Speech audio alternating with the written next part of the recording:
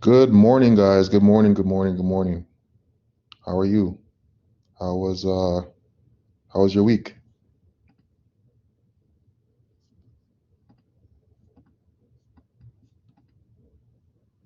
Everyone hear me? Okay. Yeah, mine was mine was it was a fun week for me. I'm not gonna lie.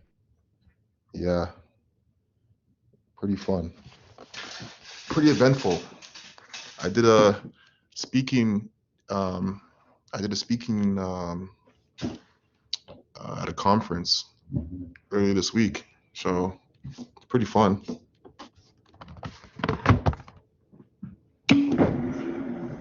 Oh, just basically on what I'm talking about, which is just diversity in tech. So making tech more diverse. It was fun. All right, but let's get into this week's stuff. Give me 1 second. I'm gonna just share my screen with you guys. Give me like a minute just to pull it all up. 1 second.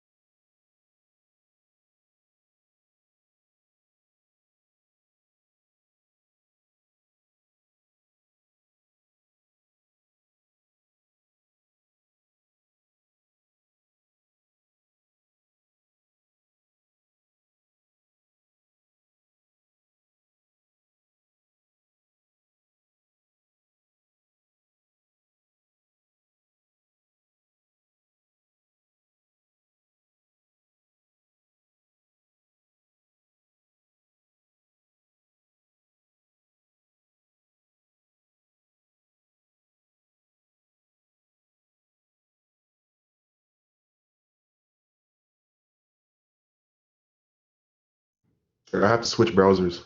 Hold on.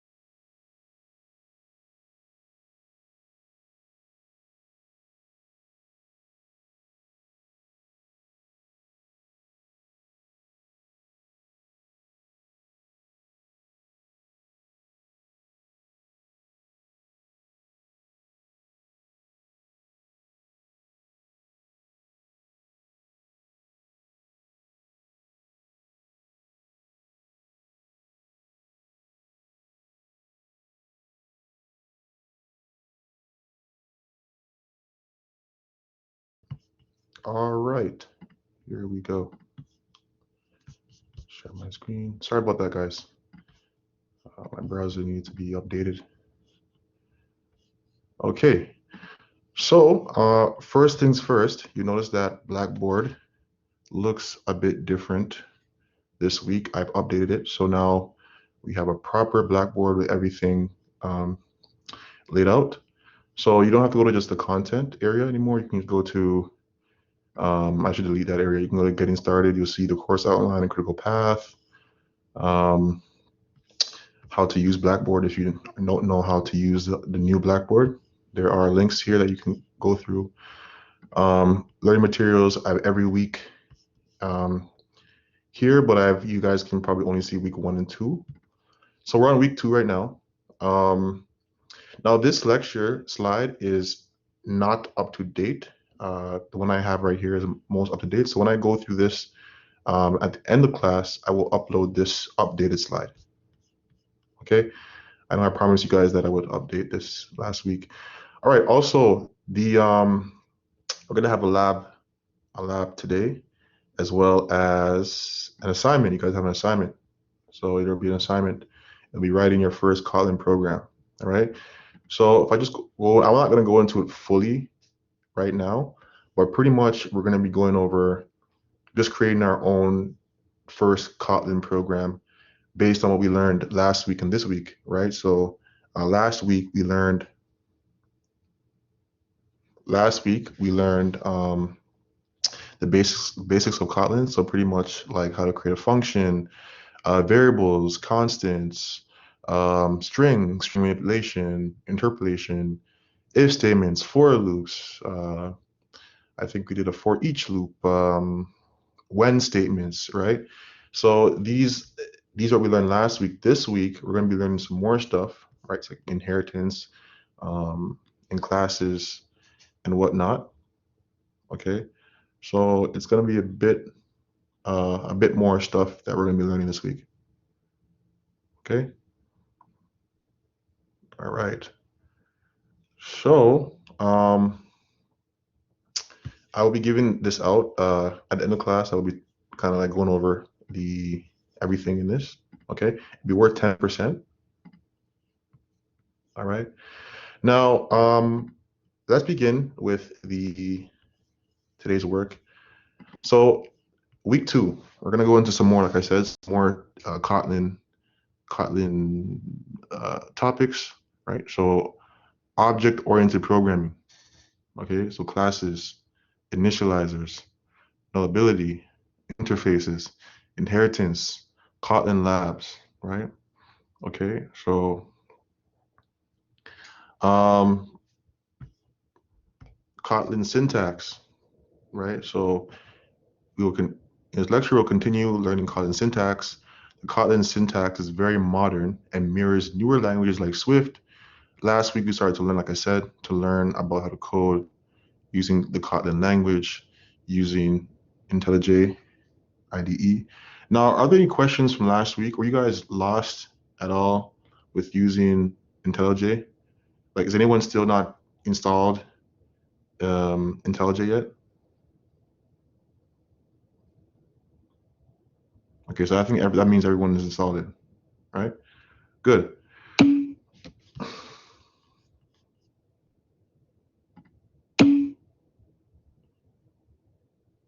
All good. Okay, good. Okay. So, talked about this already, as we did last week, you know, a val versus a var. All right. String concatenation. So we use a $, basically to print out string values.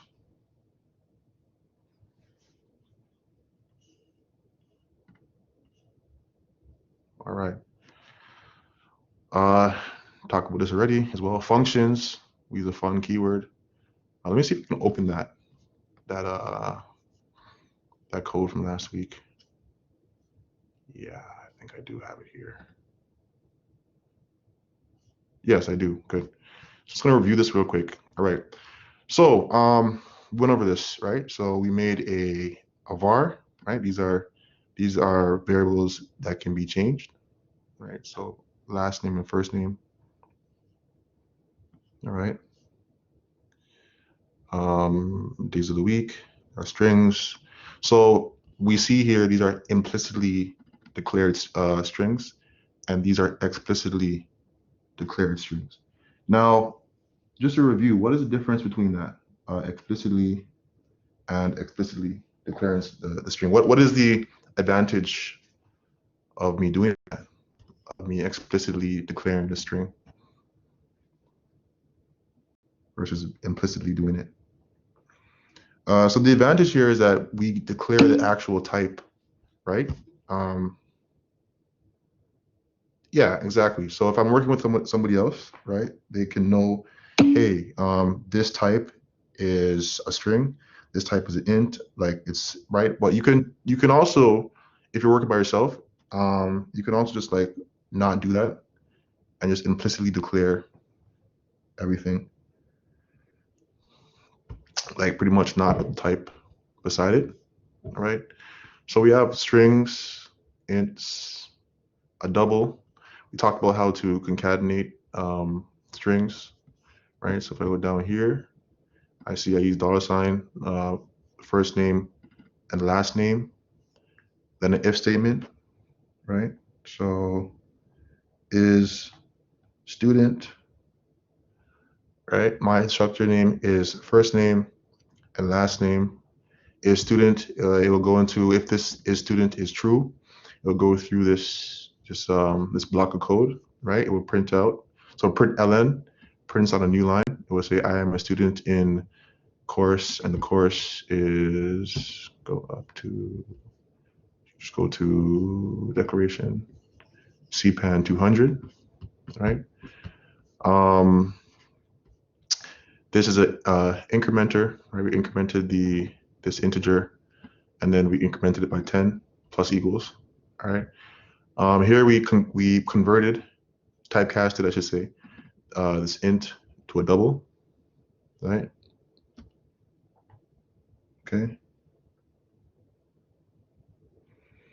Are there any like confusion with this? Everyone understands this is good. Here we did I forgot what it's called, but we did pretty much range operators. Yes. So we did from 50 to 60 here. So if the grade is between 51 to 60, if it's below 50, if it's 61 to 70, if it's 71 to 80, 81 to 90, 91 to 100, and over 100. If I passed the midterm and I didn't pass the final, right? Okay, then it will go inside this if statement, right? Now the while loop here, we see a while loop. Now, what's the difference? Can somebody tell me the difference between a while loop and a do while loop? What is the main difference?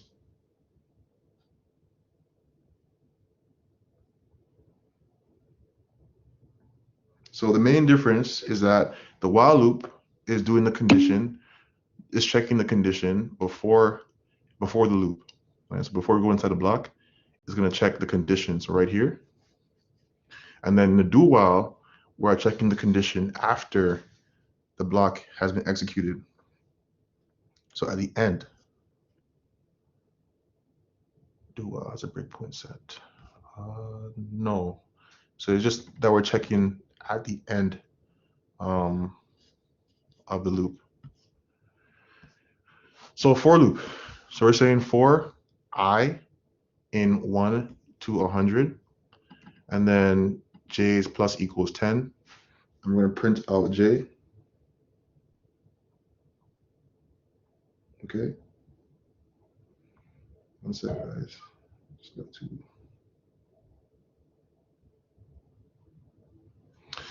Yeah, and then okay. Next, did a switch statement. So in Kotlin, switch statements are called when statements. All right. So here we have the hour of the day, and then we're going to go inside this when statement, and we're going to pretty much compare it to the different cases. So time of day is a string, okay? That will be, pretty much it will be changed when the hour of day is in these different cases. So here we see 0 to 5, right? And time of day will be early morning. And then 6 to 11, it'll be morning. Then 12 to 16, afternoon. 17 to 19, evening. 20 to 23, night. And then any other time is invalid hour, right? So that we can't it won't print out anything. So if it's 24, then it will say invalid hour, right? And we printed out the time of day. Okay. Arrays here. All right. So we have array of type double. So I've explicitly stated that this is an array of type double. And down here, I've explicitly stated that this is an array of type what? What is this array of what type? Not a double, right? It's an int, right? Yes, it's an int. We're implicitly saying that it's an int. I could explicitly write int, okay? And then it would explicitly now know that these are all ints for sure. Okay, they have to be, right? Now, for in, what is the difference between a for loop and a for in? Okay, so a for, sorry, there's really no actual for loops in Kotlin. They're all really pretty much for ins, right? So in Kotlin, pretty much what we're saying here is we're saying that we're making a temporary variable, right? And that temporary variable represent each item in the array. Okay, so for even numbers, we're going to print out 4, 6, 8, 10, 12. Okay, down here, functions, right? Now, this function has a parameter in it, while this one doesn't. But what other difference do we see between this function and this function? What other difference do we see here? It returns versus void, exactly. So this one does not return anything. It returns nothing. So pretty much what that means, if you guys don't really know what void means, pretty much that means that I can do something with that function, but I'm not really going to be actually return anything from that function. So that function won't return anything. I can't get data from it, right? That won't work. Okay. So yeah. Next one, we are doing both. Okay, we are doing returning, and we also are passing a parameter, right? So here we're saying num2 is an int equals 4, right? And then the sum will be num plus num2, right? And we printed this out down here if I press play.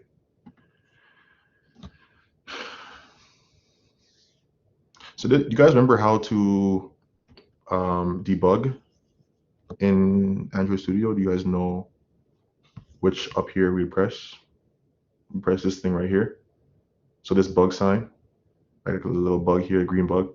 You press that, and pretty much I'll be able to step through all my breakpoints. So if I put a breakpoint anywhere in this code, if I could actually run it from here as well. I can do debug from here as well. Okay, so if I debug, I see it stops right on the dime of where I put the breakpoint. Okay. All right. Okay.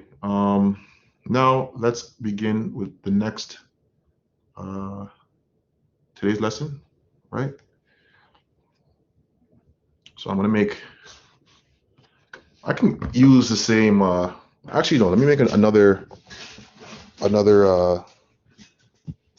project here called lab1. So new project, Kotlin lab 01.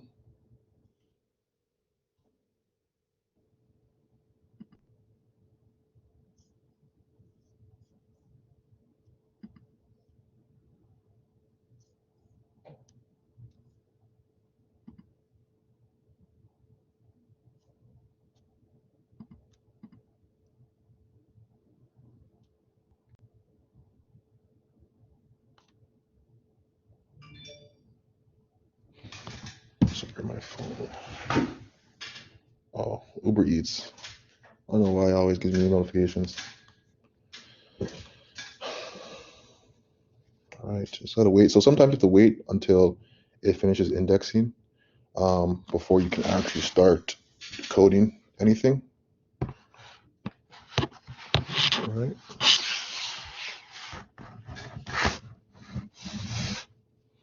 So let's give it a second.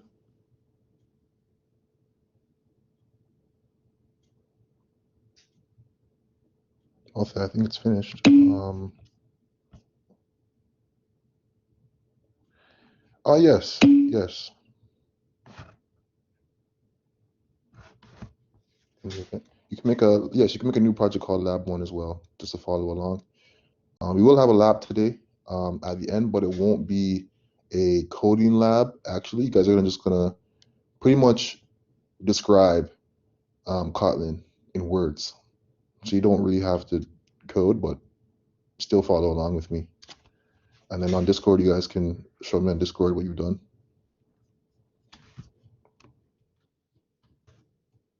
Download the indexes. Yes, you should. You should. So I need to make main. Why didn't it? It's okay. New class. Call this main. Here we go.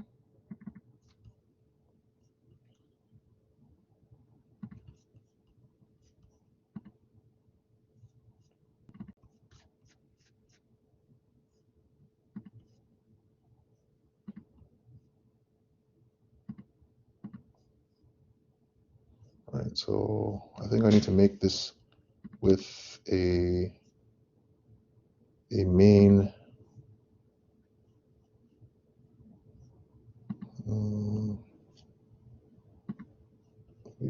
Just try to add this to mine.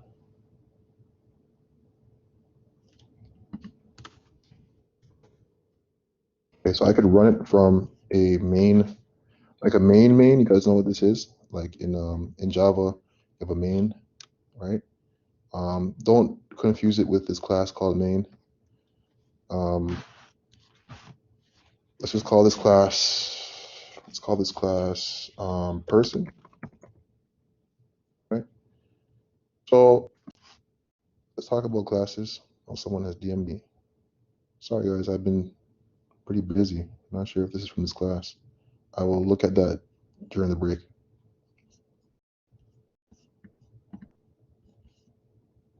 All right, so classes. Yes. Okay, before we go on to classes, the last thing I have to talk about again, just a review, is the tuple. All right, you guys need to know this because for any upcoming tests, I will ask you what is the difference between a tuple and an array. Okay. So the difference between a tuple and an array. Okay. So a tuple, it can hold. It's basically a compound variable. Okay. So that means it's a variable that can have different types in it. So a double, a string, an int, all that can be inside of a tuple. Now, an array, It's just the same type, yes. Multi-dimensional array. No, no. It's not a multi-dimensional array. It's basically an array that can hold different types. So if I go down to here, I think I have tuple here. I say tuple, sorry, you had a question. Yes, so up to 2 or 3, right? So a pair will have 2, right? While a triple will have 3. Now let me make a triple here real quick. Is there any triples here? No. Let me think of a triple.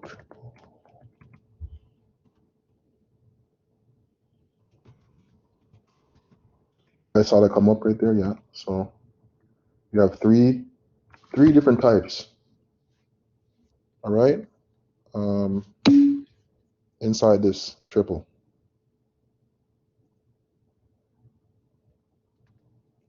Yes, if you row pair with only one different type. If you row pair with only one different type. No, you can have the same type if you want. It doesn't have to be different. I could put 2 ints in here. If I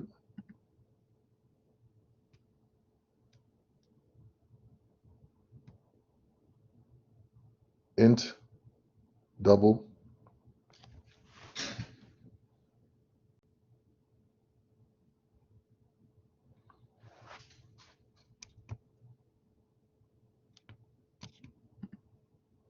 right? So this can be, let's say, I can put 2 ints in here if I want, and I can put a int. So if I just sorry, oops. If I say command and hover over this, it will say grade is an int, and this one it will say grade is an int, right? Now if I undo that and I command and hover over it, it will say a double and int. Now I can do the same thing right here. I could say class average grade.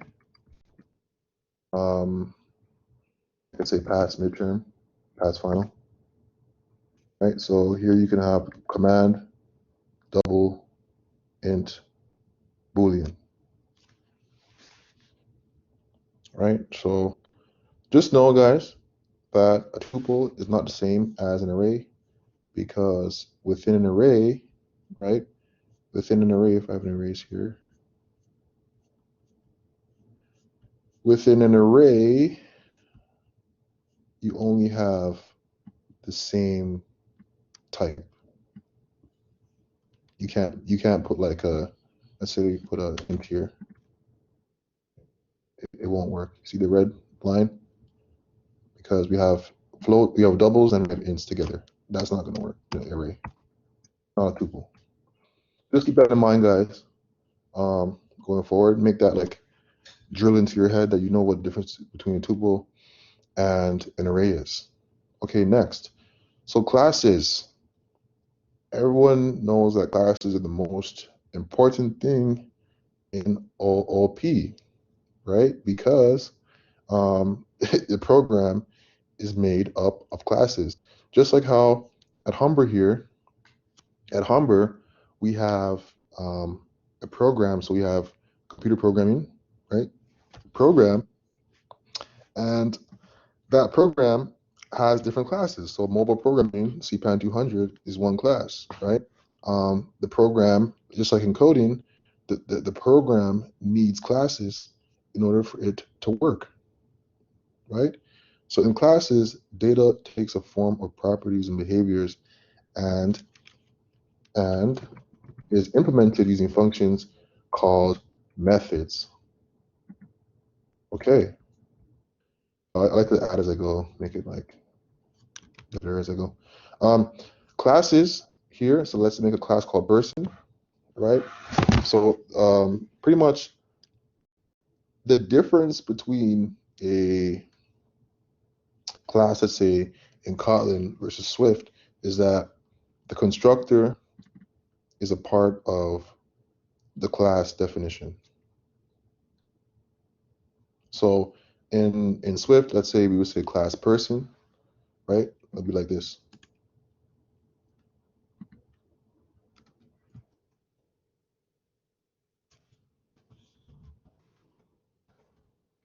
The reason why I always compare Kotlin to Swift, guys, is because I'm not sure if you guys have used Swift before, but Kotlin is based kind of on Swift because Kotlin is pretty much the counter, the Android counterpart of Swift.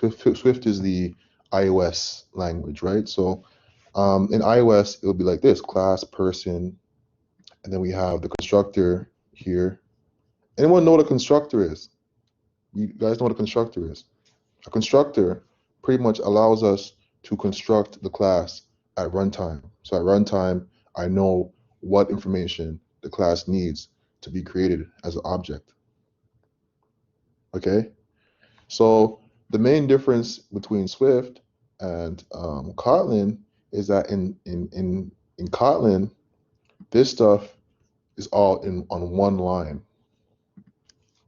So the default constructor is in the class definition. That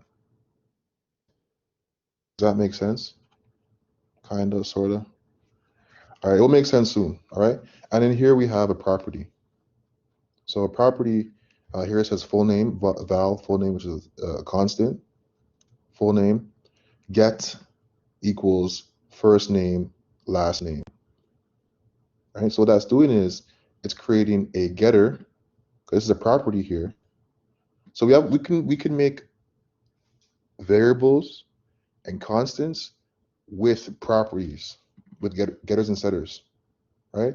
So that's another thing you can do in Kotlin. You can make not only just make declare this, right, as something. You can also use a get, right, a get method, which will always update this based on the first name and last name that we pass into the class.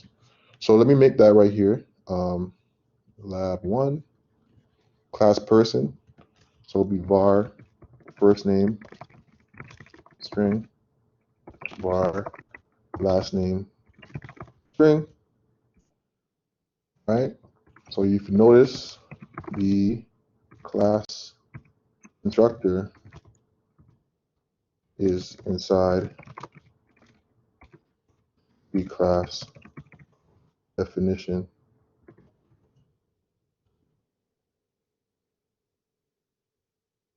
Okay. All right, so we're gonna say val with full name. Right? Let's say get equals get the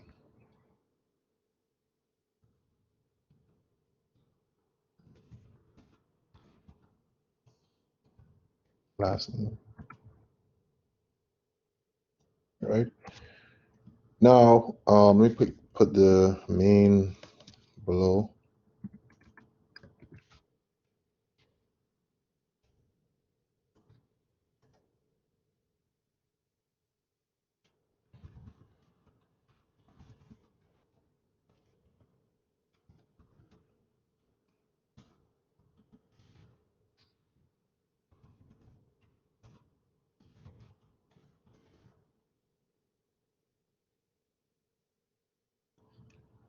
John, Mark.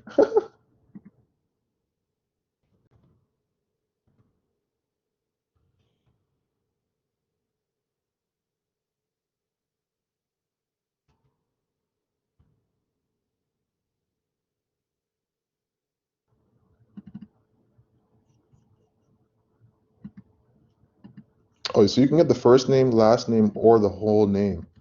Let's say let's get the last name too.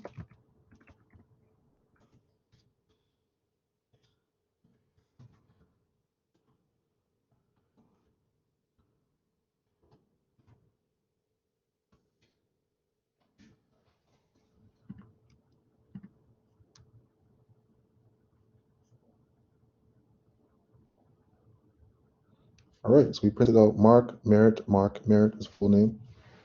remember, guys, how do we concatenate this? No, I like this because it's so like the color scheme makes it so cool. Like it makes you want to code. Yes, yes, yes, yes. The dollar sign. Yep, you got it.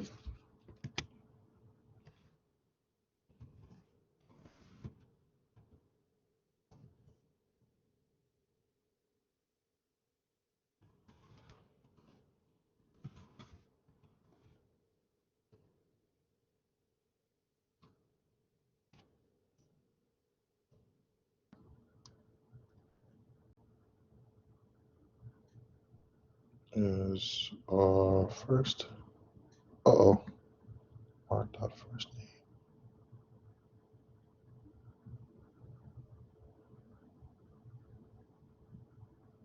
is sorry. Um,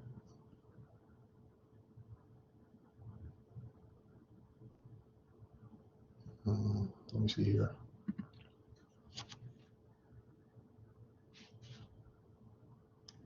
Let me just take this out. Say,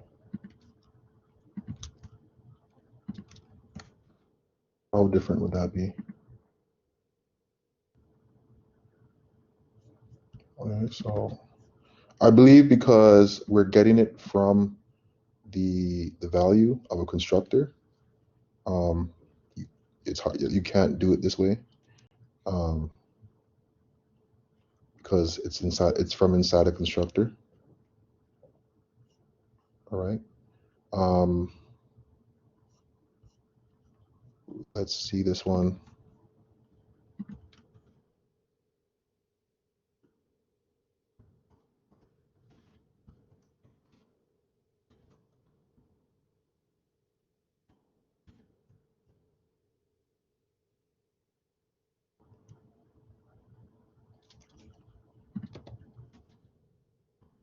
Yeah. Like if I said here, val num is let's say val mark val grade equals 100. If we do print line again,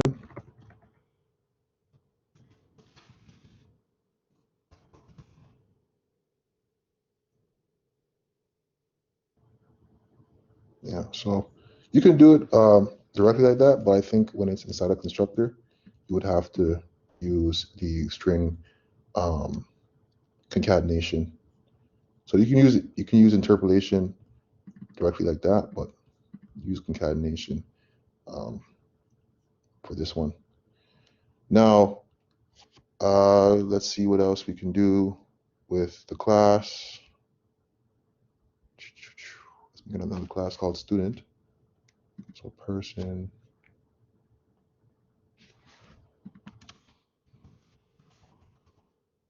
The classes.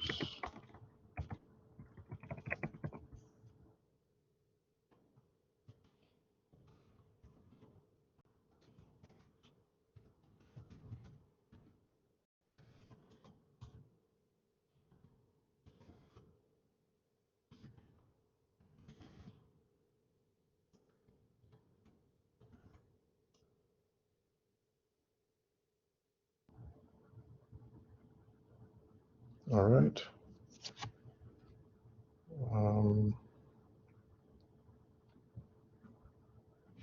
Student first name, last name, and then ID.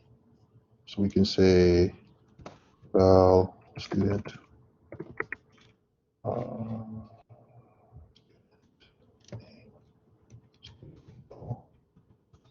the getter. This is also a property called getter. I'm going to say first name, last name, and the ID. Right. Then in the main here,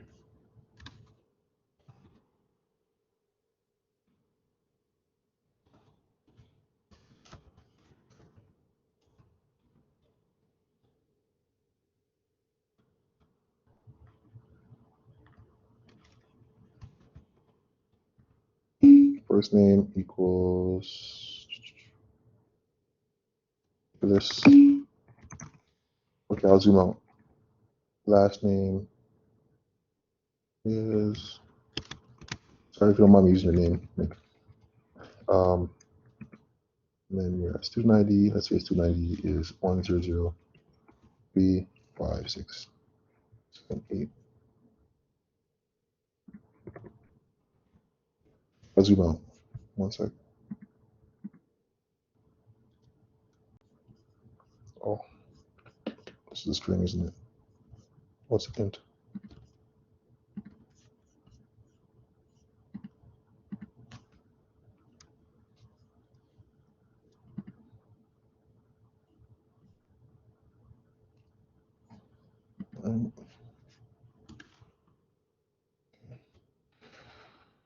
All right, let's zoom out.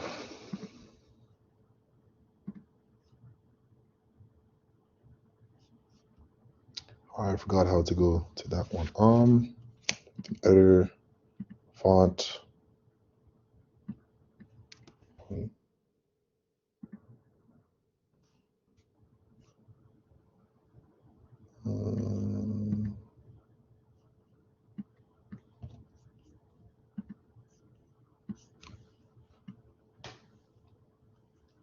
Is that better?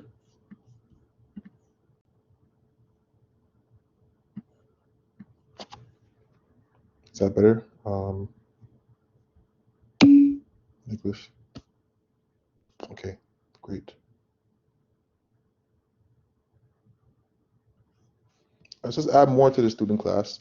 Let's make some more variables here. Let's say another student class that has no constructor, right? Has no constructor. Okay, so you can't redeclare it like that. All right, so I have to delete this one. Not a function, it's a class, right? For a function, you can have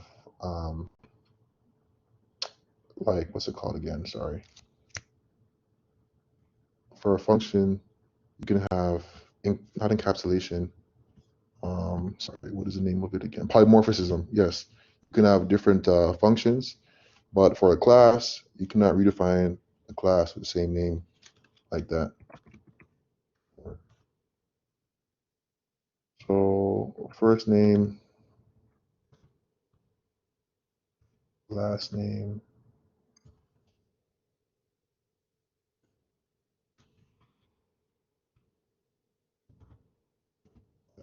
Actually, you need commas. So weird. You need commas after you declare a variable in a class. Grade. Now, grades will be a list of type grade. Right? So class all grade.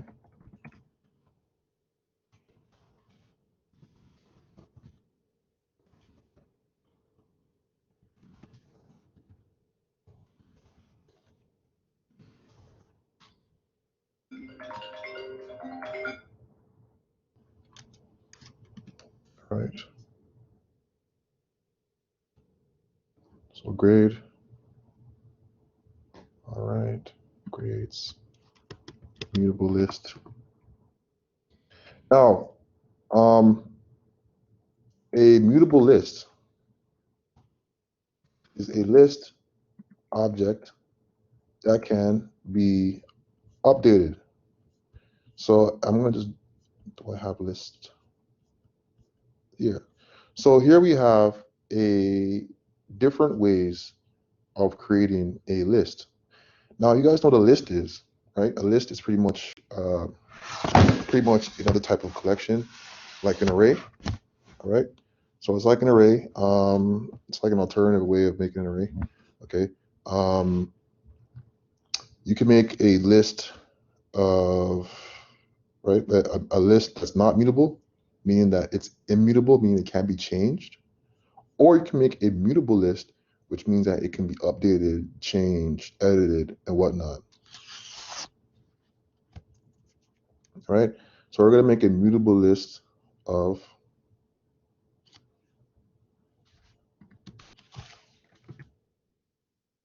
mutable list of type grade, mutable list of. Right, so here, just like how up here we declared a string, declared a string. Here we are creating a, or you can see declaring.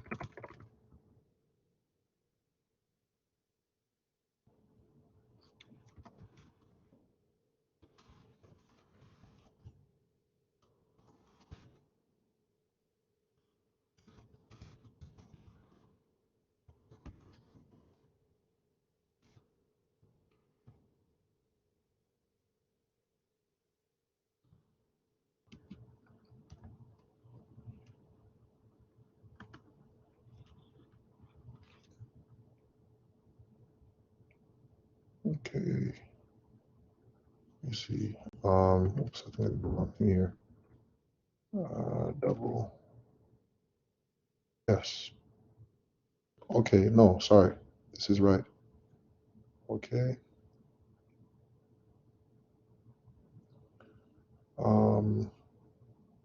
Okay, so no, sorry. I actually am making a constructor in this one, right? So this was actually my constructor that I was making here. That's why there's commas. Sorry about that, guys. I didn't even realize I was doing that. That's why there's commas. I'm like, why are there commas in this? Because the constructor is here. All right. All right, so let me just delete this comment. All right, so this is the constructor for student, right? It has a first name, a last name, a mutable list of grades, and credits, which is right now at 0. So does anyone know why we would say this? We would say double equals 0. Like, why are we doing this here? What does this mean? Yes. Okay, so a mutable list right here. So I go back to here. So a mutable list is, so mutable, let's go into that word, what that word means. Mutable just means that it can be mutated, it can be changed, it can be edited. It's like a way of saying that this list here can be added to and things can be deleted from it. This one, a list, you probably can't add things. You can't add anything to it. It's just static. It's done. A mutable list means that I can change it, I can edit it, I can append it. So I can add more grades to this list when it's mutable. Yes. Okay. So this here we're making a default value. We're saying credits double is equal to 0.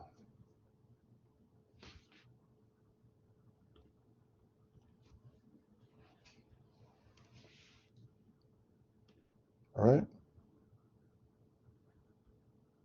Okay. So if you open go inside class.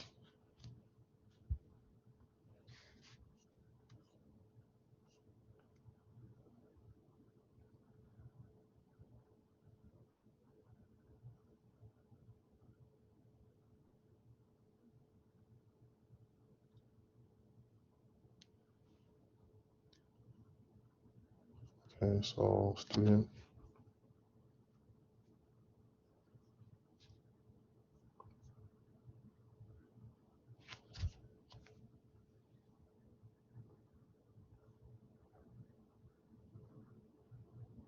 Right.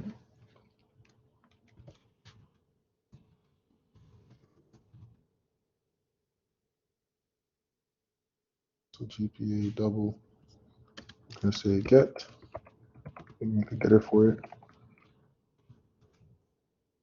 Right. So guys need to know that this is a property, right? I could also say val, let's say grade, level.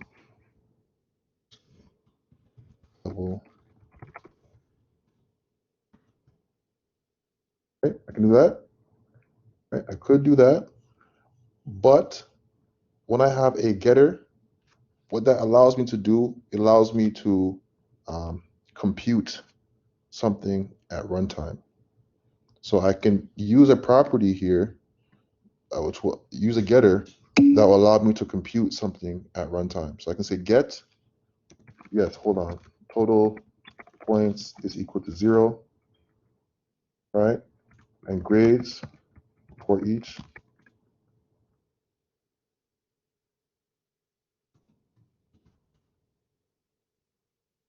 Total points.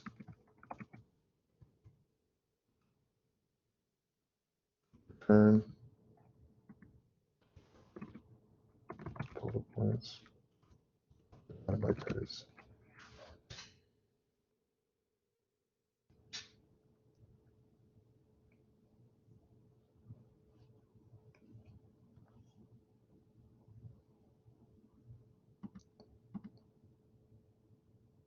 Right?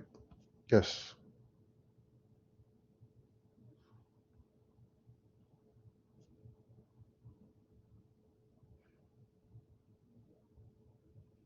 Wait, sorry, what do you mean? So would you use the GPA to get the double instead of get?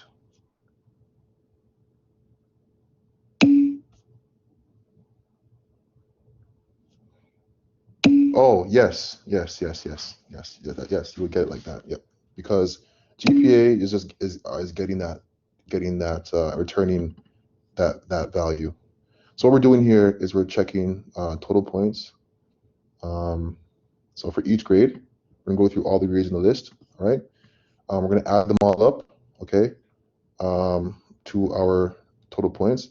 So it is kind of like a saying like this, yes. Okay, so is everyone here lost? Is anyone here not understanding what I'm doing? So Lucky, Nicholas, kinda, okay. I mean, we're just getting started today. Like we're just starting it out, so we're just learning it, right? So it's just the first time seeing this kind of stuff. The more we go through it today, I think by the end of class, you'll understand it. Okay. We'll keep it short and simple. I won't make it too complicated for you guys. All right. So all we're doing here is making a property that will get. It will get. It will compute a number at runtime. So.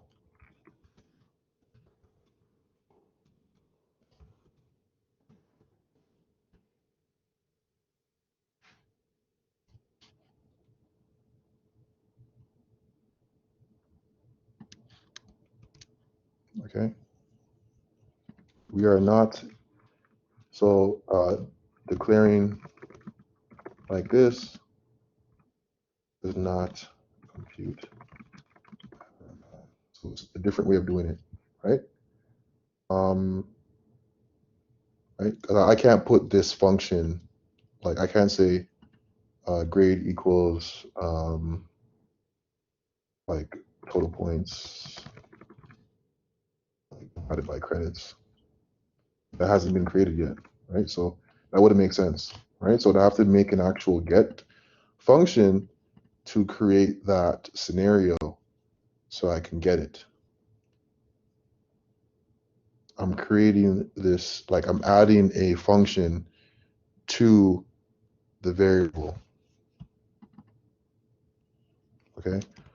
It will come in handy, guys. If you guys know how to use this, it comes in handy. It comes very, very clutch doing it like this, because I can pretty much don't got to make another function like in the class. I don't have to make another function here like calculate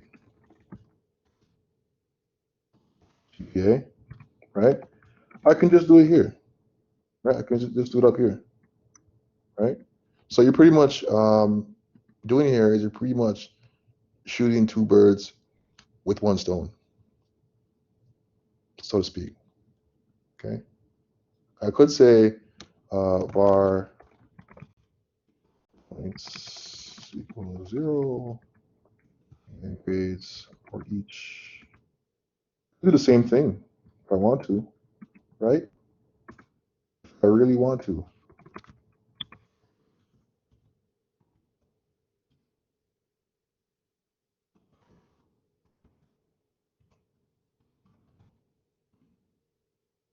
Right?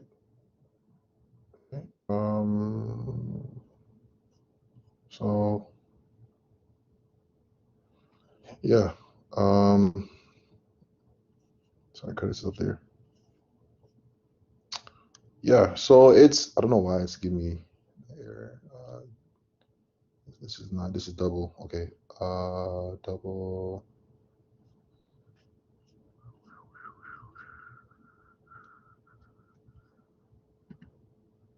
Okay. Yeah, okay. Yeah, it was returning double. Okay, so that was why. But I can do it this way. I can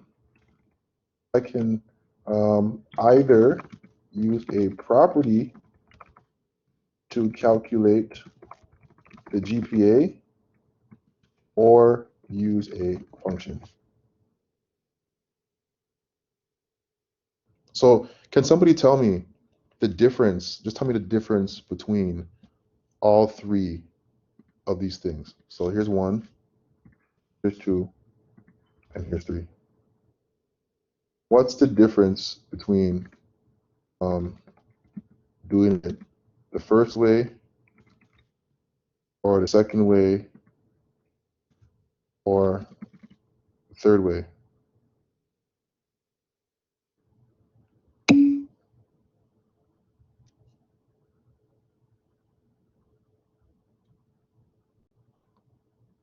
Okay, so one is a constant, yes, but we're not computing anything.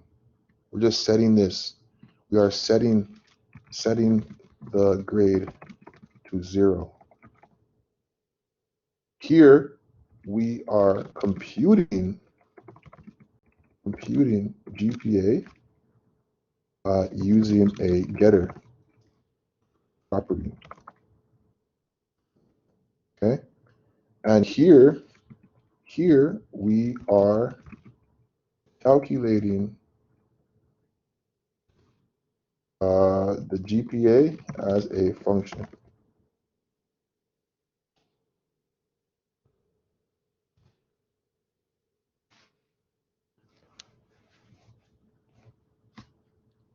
Yeah.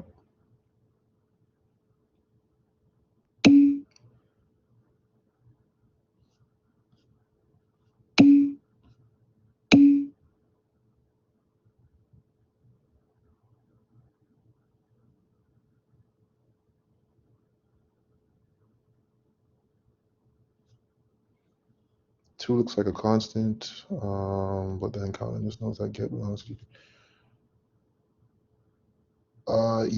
Yeah. So like if you just put it under, like you make an indent, right, and you put it under the variable like this, it will work.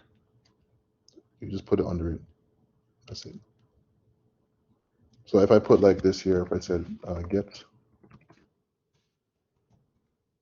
I can do the same thing, but I have to delete that, and I can get something in here. Return, let's say 0.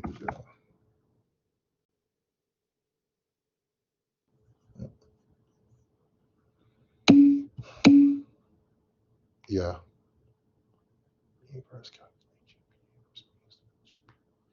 So, like I said, this is using just a variable, right? So I'm getting the direct variable, right?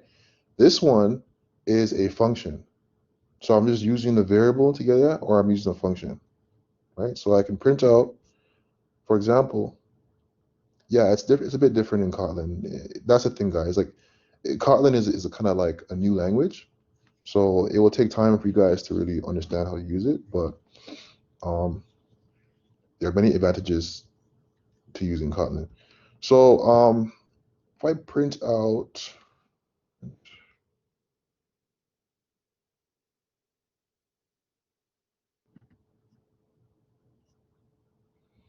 let me see, main.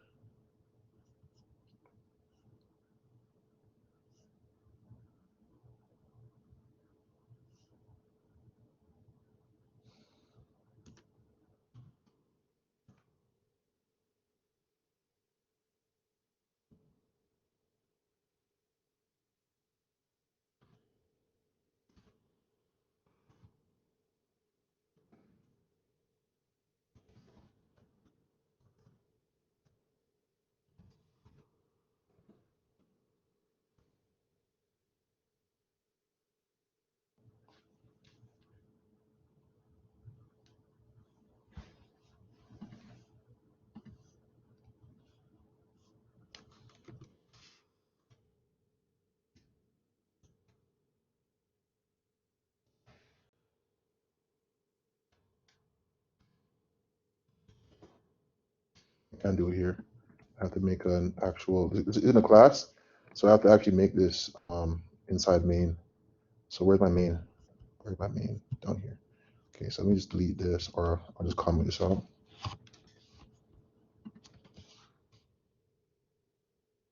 Okay. Make a new student. A new student.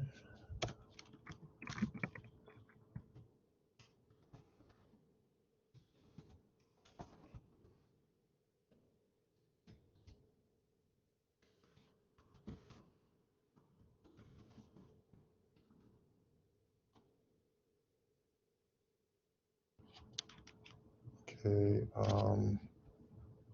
Now I need to make here a mutable list.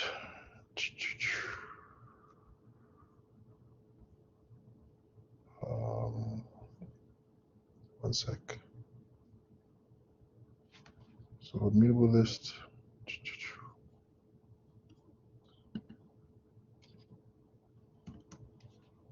Grades. So it's of type what? Of type grade. Okay, so I'd have to make a new grade object.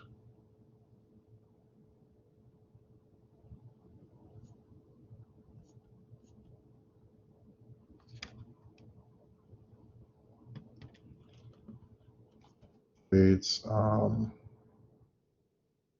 right.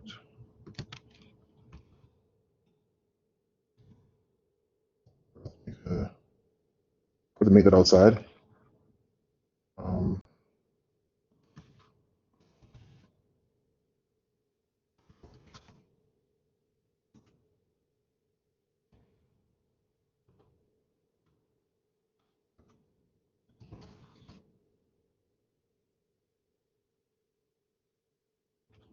Right. Show me list of grade. I'll make grade equals grade. No, it's a string. So I'm going to take a points. Let's say 4. And then it's 1 credit. Add that to our list for grade 1. Get my grade 2.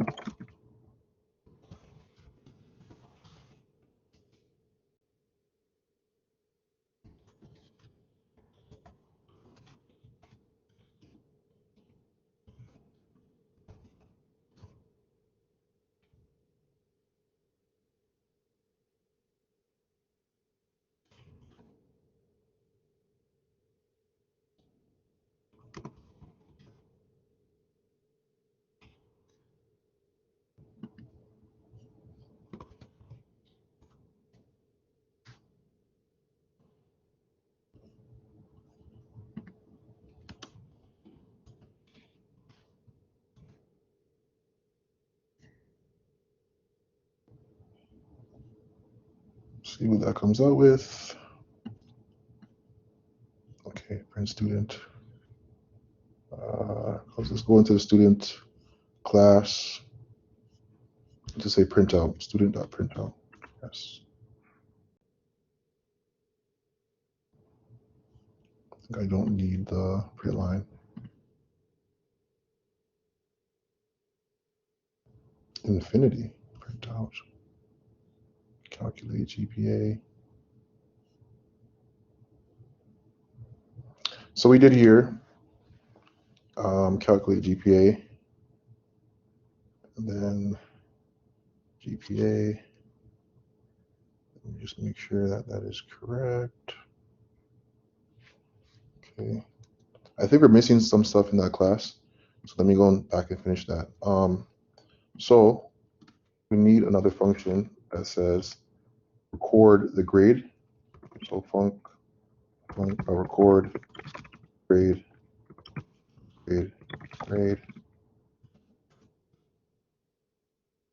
grades, add.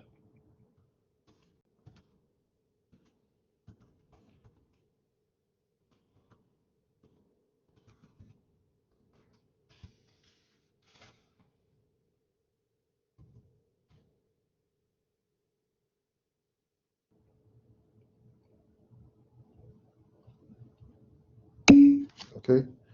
And then, yes, 1 second. Just trying to focus. Yes.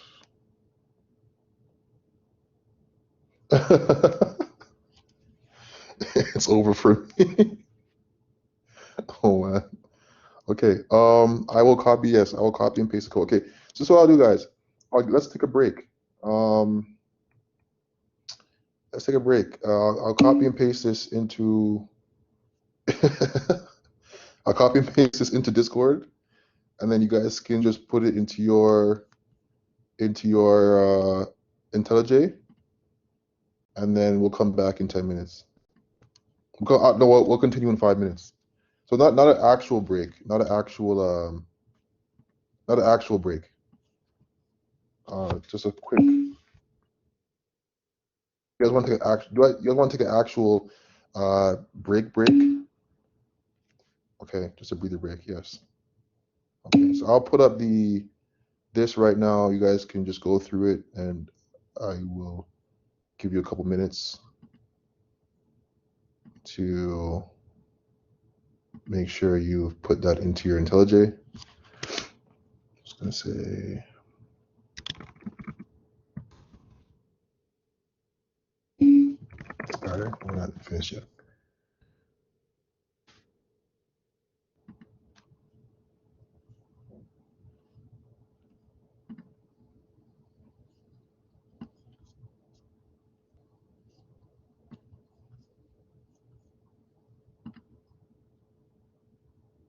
All right, so it's under week 2, guys.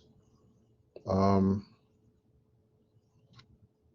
think I had, this is for my last course. I put that in here as well. That's an extra code you guys can look at as well. But this is the code that I just did. Download it, guys, and make sure you're up to date.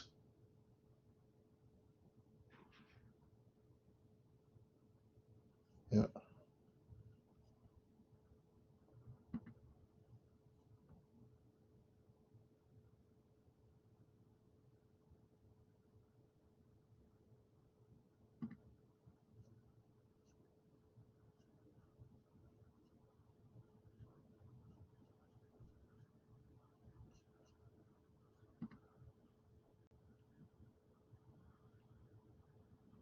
All right, so at 12, I will continue at 12.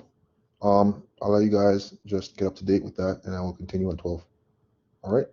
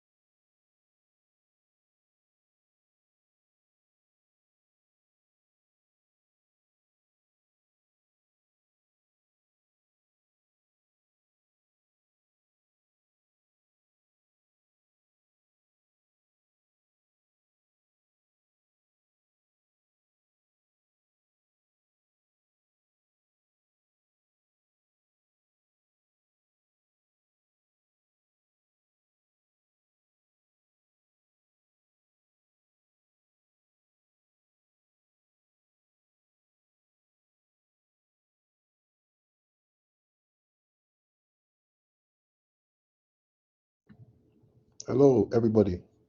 So you guys, did you guys download it yet?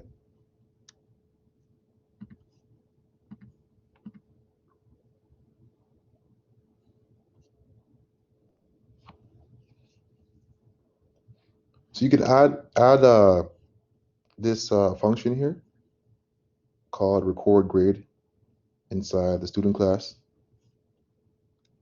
So I just copy and paste that to you guys in Discord.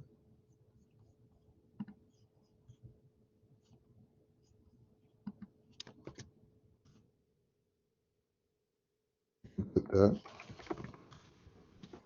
student class. Okay. And then when you, so I made two grades here. I made A and B. If I add that, so I say student.record grade, grade 1 and grade 2, and I say print out, it will print out 4 and 4. We're dividing the points by the credits, so 4 divided by 1 is 4, and 4 divided by 1 again is 4.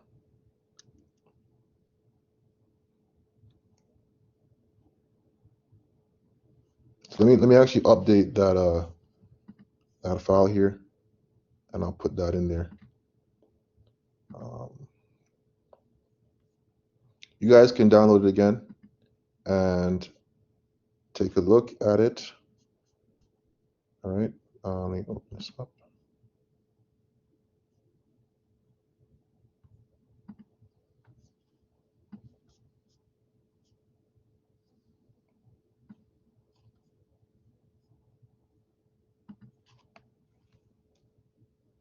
Okay, you can download it again.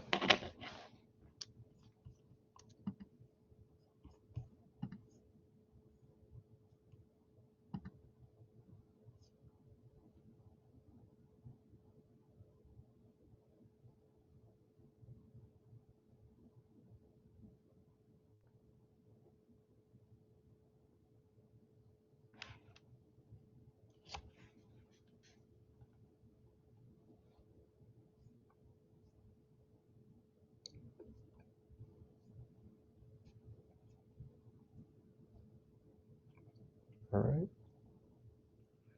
So it seems like you guys are not saying anything, like no one's saying anything. So maybe you guys actually need a real break. So let's take a real break right now. Come back at 12:20. All right.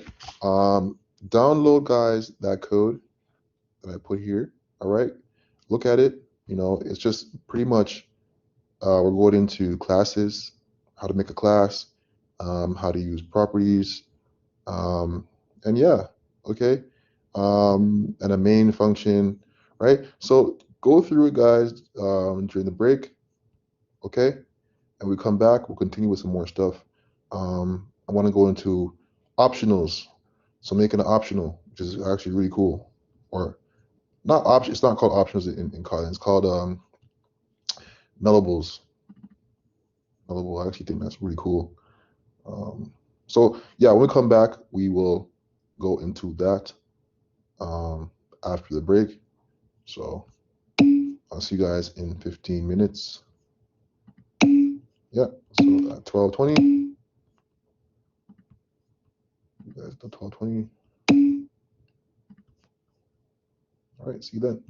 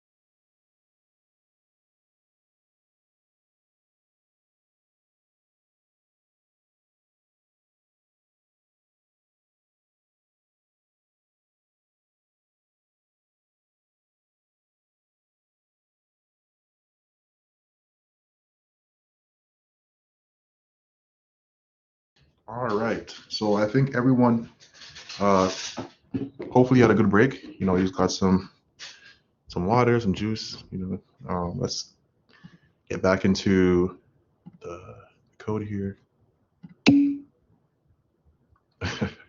Yeah. One sec.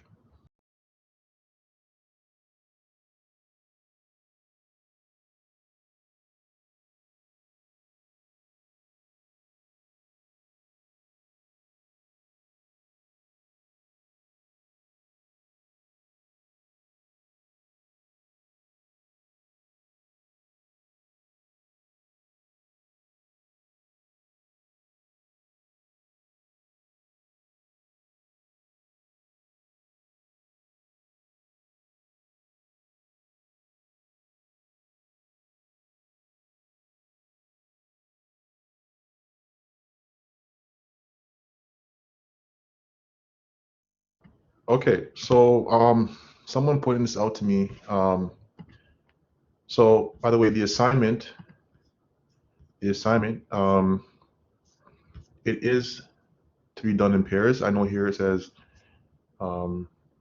it's so up here it says it's in pairs, and then down here it says individual. So I had to update that. This is a paired assignment, so you can work with somebody else. I'll allow you guys to work with somebody else, so you can work in pairs of two. So I've updated that, and I put it under assignments. So you guys should download the updated PDF for that. All right, so so we're just gonna finish up with classes. Pretty much, I give you guys that already. Next is objects. So objects are exclusive to Kotlin only. Objects are similar to singletons, meaning they are global and they, not there, they can only, or yes, no, sorry, there, yes, there, it is there. There can only be one instance of them in the program. Think of an object like a static class. So you guys know what a singleton is? Ever heard of a singleton? A singleton is pretty much a global object, like a global class, that is ran at the beginning of the program, right? So it's like, for example, think of one object that is seen by the entire program that is ran at the beginning of the program, and you can't make any other copies of it. It's only one. That's why it's called a singleton. Only one, and it's static. So that means that I can access it throughout the entire program. Okay, so a class is different from a singleton because a class is just a regular class. It's not, you can have multiple instances of a class. You can also, um, it's not static, right? A class is not static. You have to make an instance of it, right? A singleton is static, meaning that it's global. All right. So what happened here? Okay. So how do we make an object? All right. So for example, let's take my computer here. So for example,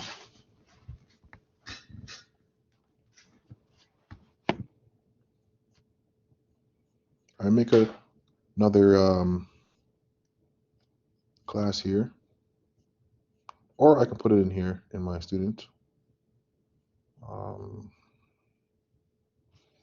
Okay. So objects.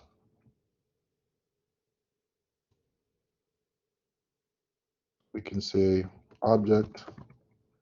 Let's say we're gonna have a student repository, right, which will hold all of our students inside this object.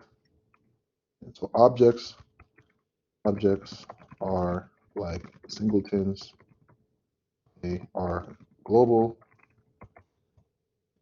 can be accessed anywhere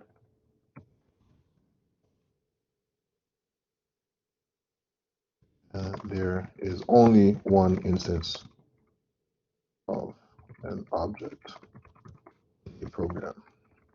So there always will only be one student repository. So only one student repository, but there can be many student classes. There can be many students, right? So think of it like that, right? So, so in our repository now, we need a val all students.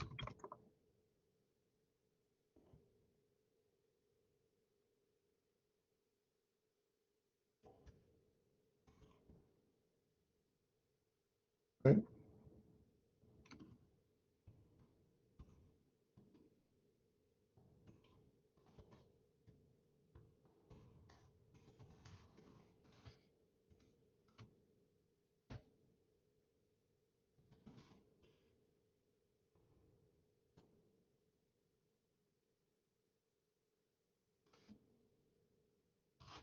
Okay. So in this object, okay, I can get all of my students, and I can add a student to my list, right? And also I'll be able to list all the students, which will be so all students for each. I'm going to print the student. So remember, student is it. So it's like a this. You guys know what this is? This, like in Java. Anyone know what that is? Like this.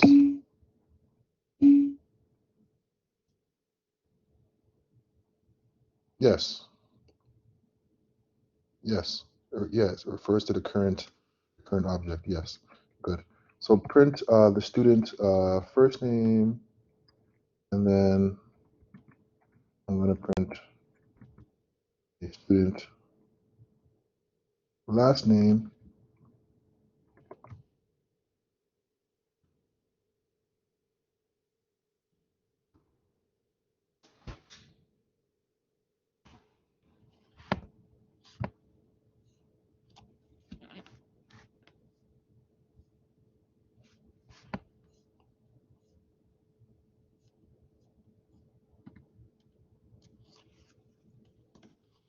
Right. So if I say here, student repository, let's call it student registry. Maybe that's better. Registry. It makes more sense. Student registry. Okay. Remember, it's a singleton, it's an object, which means that it can be accessed globally. I don't have to make an instance of it. So see how like the classes, I had to make an instance. So for the classes, I had to make an instance of each one. Okay. But for an object, I do not need to make an instance. Right? Now, why is that? Because an object is global. It is global. Objects are global, can be accessed anywhere in the program. Okay? Classes are not global. I need to make an instance when I want to use them.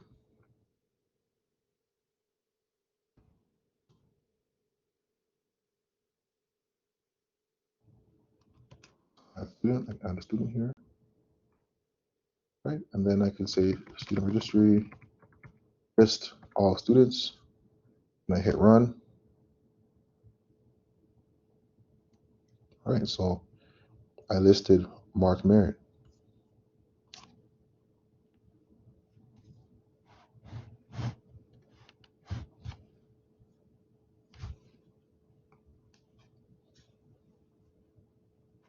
All right. Are there any confusions with that? what an object is. An object versus a class. Can somebody just tell me in their own words, what is an object versus a class from looking at this? Some hints?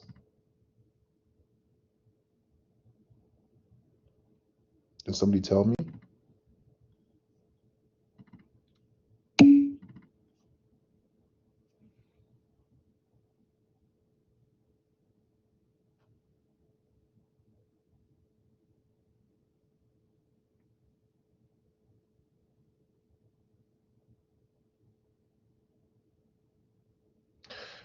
Yeah, so yes, that's another way of seeing it. Yes, so in Java, an object would be an instance of a class, yes.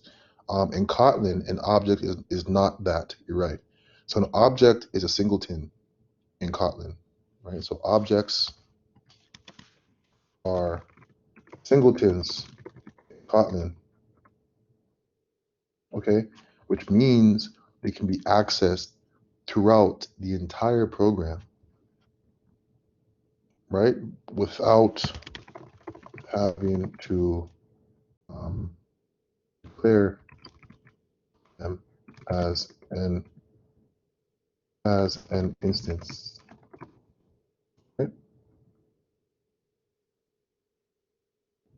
Okay. So that's why I can access them directly like this without having to, like, I don't have to say var registry equals student.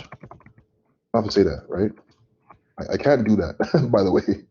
I can't even do that because it's not allowed. It's an object, right? This is not allowed. This is not allowed. Since it is an object, it must be accessed globally. All right? Or a better word is statically. Statically, globally is kind of the same thing.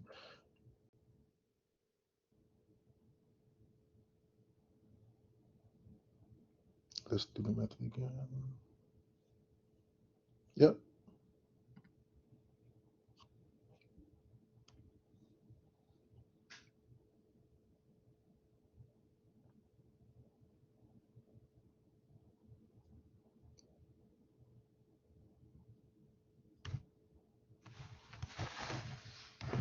All right.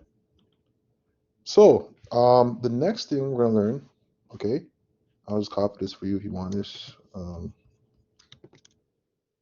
next thing we're gonna learn is a lambda. So a lambda is an expression. A lambda expression is simply a function with no name. A function with no name. You can assign it to a variable and pass it around like any other value. Think of a function dressed up as a variable. So var multiply lambda int return int.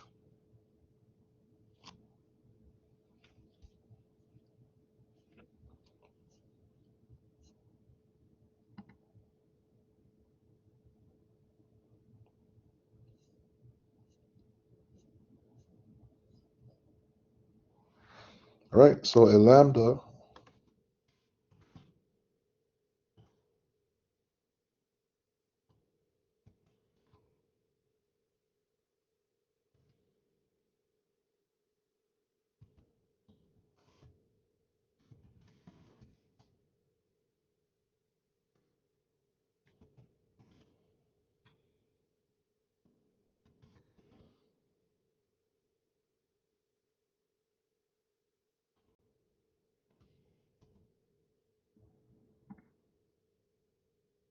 All right, so we're going to say A times B. Okay. So what we're doing here is, right, this is lambda. Okay, so these are pretty much functions dressed up as a variable. So it's like a quick way of making a function, but the function is going to be put inside of a variable. It's kind of similar to the idea of a property, right? So like this right here, right? So some of the things in Kotlin, like or in coding in general, um, some things overlap. Like you can choose doing something this way, one way like this, or you can do it this way in a function, and you can still do the same thing. You can still do the same thing. It's just done a different way. Using a lambda allows us to do another way of like creating a function, right? So it's like whatever the developer wants to use, whatever they want to use, whatever they're comfortable with using, they can use, right? So you can use a lambda as well. A lambda allows you to create a function with no name. It's pretty much dressed up as a variable. So I can say print multiply lambda, and it'll print it just like a variable will, right? But we need to pass in what we want to print, right? So if I say run, we'll say 4, okay? Because um, now we're multiplying 2 times 2, right? Which is A times B. They're both integers. If I make one a double,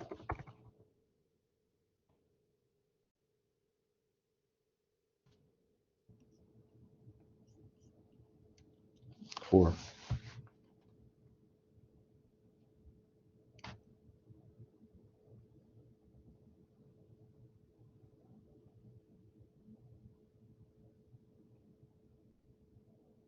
Okay? All right.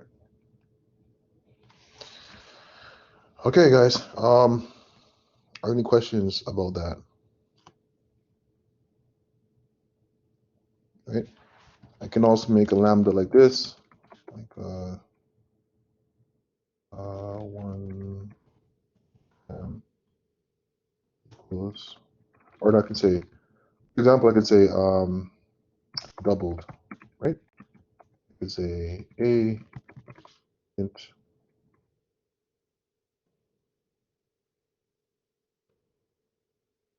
I could say 2 times a. Whatever we pass in here, okay, we're gonna say so print line,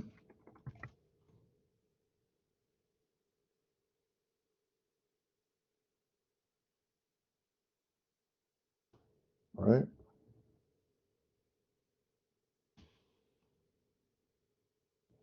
Okay, so 8. So it's just a cool way of making like a quick function. Yes. Yes, exactly. Exactly. So we're going to pass in a parameter here, whatever it is. And then inside here, the block, we're going to do that with the parameter, whatever we want to do. We put that inside of a lambda. I can say val squared. This one, you can pass a parameter in as well in the return.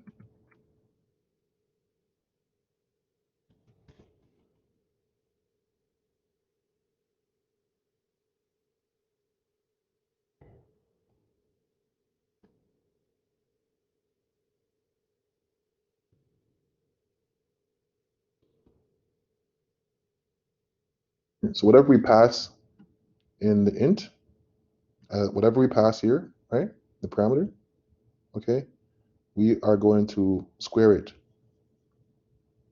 Right? So we're going to square the current object, which is it. Right? So we can say print line squared. That should be what? That should be 16, right? There you go. So if you want to do like operations on numbers, you can use lambdas. Right? You can use lambdas to perform operations. Okay. Yeah. All right.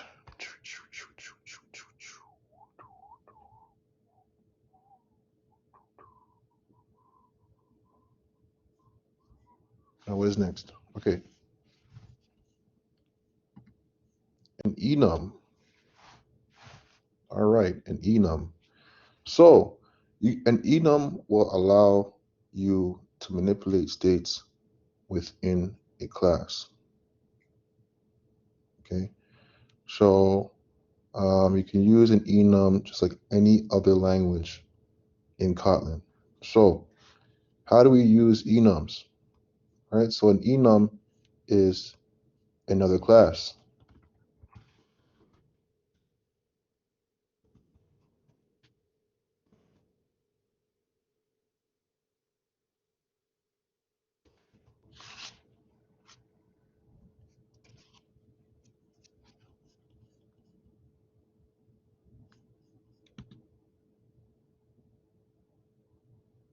All right. Let's just say, call this, for example, state. Okay. I'm gonna say starting, in progress, error, success.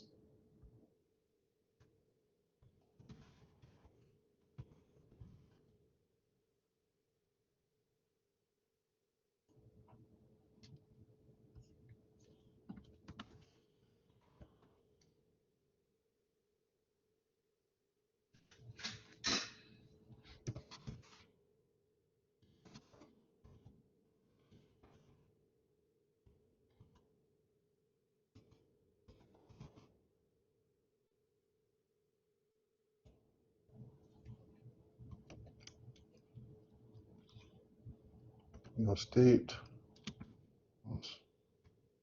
Let me see. Sorry, I need to. State is state. I'm gonna say state is equal to. There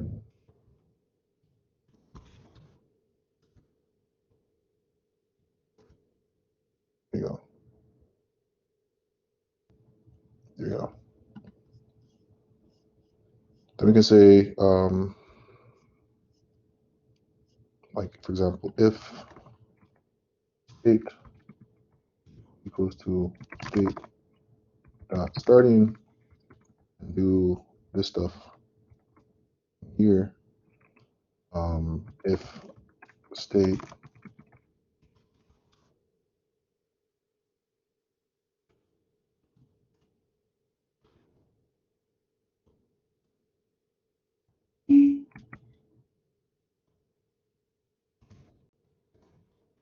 yes.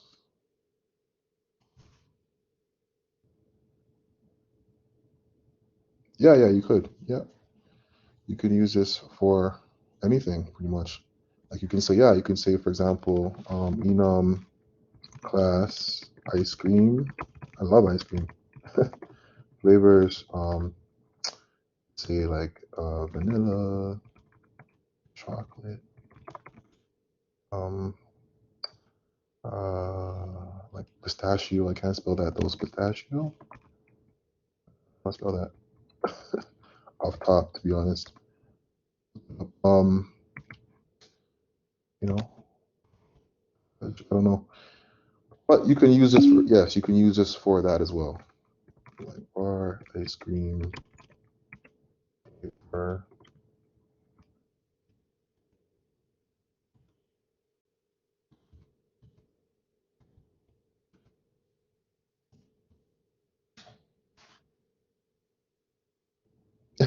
Yeah, yeah, yeah.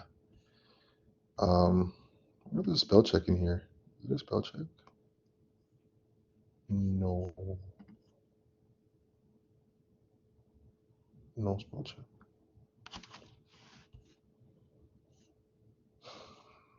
All right. Now, do we know what enums are for? right? Enums are just state management. So pretty much I can manipulate the code using if statements, using enums and if statements, pretty much to say, okay, well, if the state is starting, do blah, blah, blah. If it's done, do blah, blah, you know what I'm saying? So you can just do either or using states, using enums. So yeah. Okay. Yes.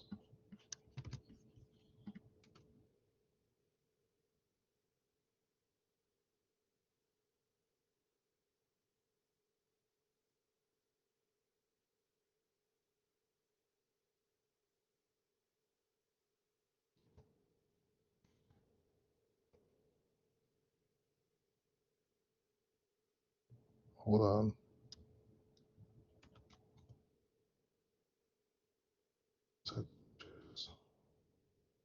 Fine. Yes. Okay. An enum is static in this sense. Like if I have to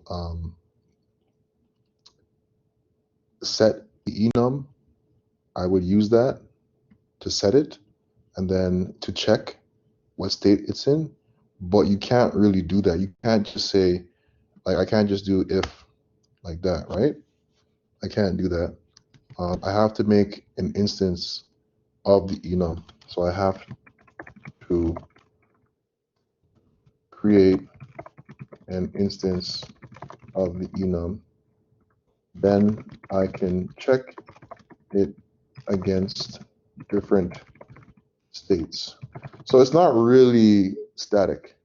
It's not like an object, no. But you can use that to check the state of the enum. All right. So what is the next thing we talk about? Inheritance. All right. So we all know what inheritance is, right? Inheritance allows us to do what?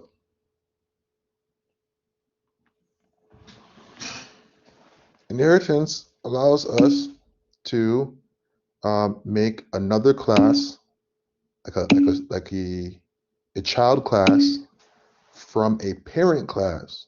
Yes, yes. Makes life easier. Reuse code to write less code. Yes, all those things. Yes, but the main thing that inheritance does, it allows us to make a child object of a class. So, for example,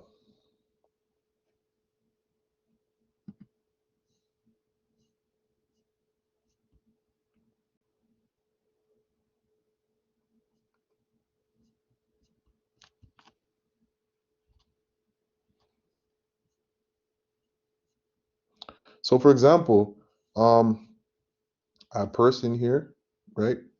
So I can make student derive from person. I could do that, right? So to do that, I would have to first make person open keyword. When it's open, that allows me to override it. So I'm going to open.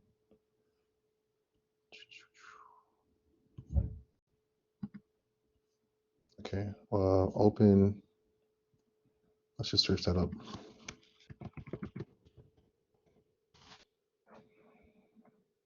Okay, so the open keyword means open for extension. The open annotation on the class is the opposite of Java's final. So final, what does that mean? In final, it means that this class cannot be derived. It's final, okay? Open is the opposite of final. Open allows us to open the class up to be to be derived.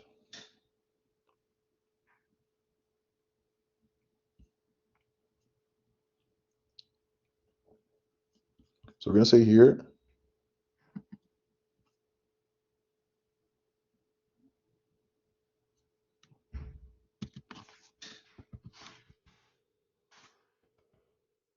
person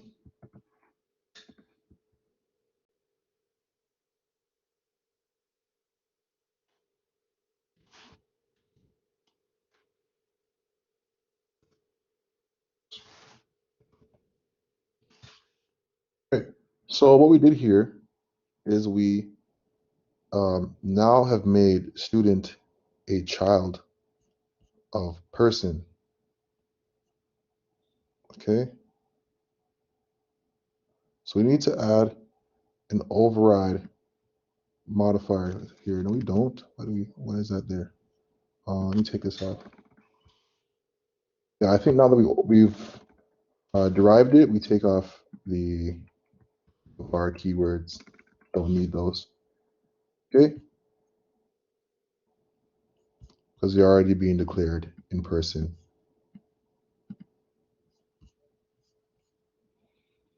All right. So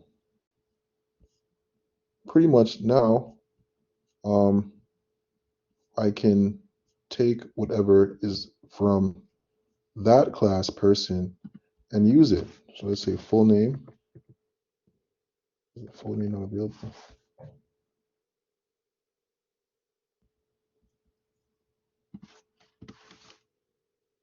There it is. Full name. Now, where did we make this full name? Where do we make that? Yes, in person. Right. Right. So if I took this off, right, full name would then give me error because it cannot be seen anymore. Get it? All right. So we can also make student open so it can be overridden as well.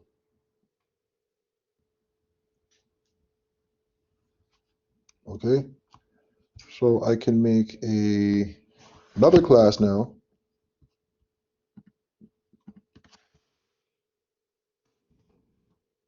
Let's call this student. Let's call this band member. First name, like a band member. Last name, and it will derive from student and the first name.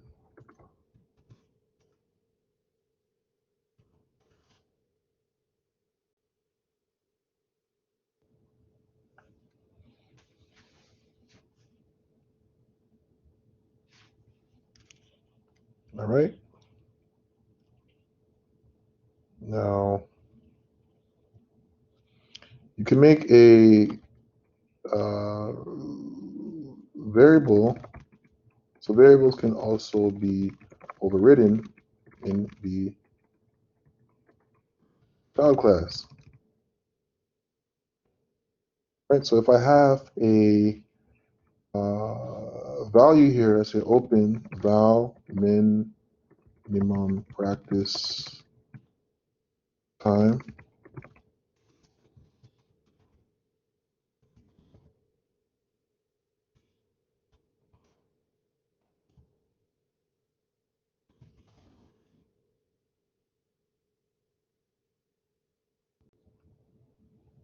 Open val. Oh, because right now it's saying that it's a final class because by default, classes in Kotlin are final.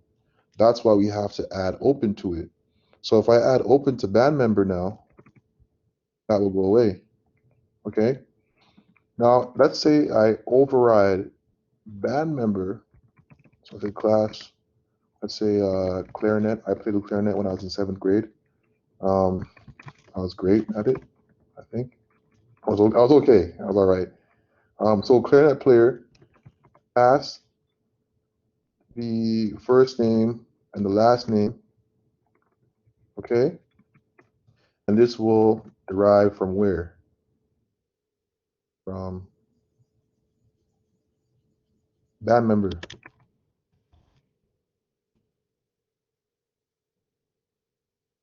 First name, last name. Oh, I don't want it to do it for me. Override. Now I can override this because now remember it's open. So I can override that. This is a property, right? So this is a property because it has a getter, returns 2. So this will return 2. I can override it to return something else. So I say val minimum practice time. No, don't do it for me. Minimum practice time int.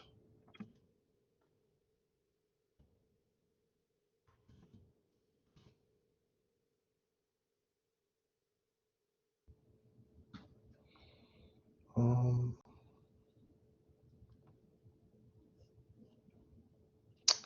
uh,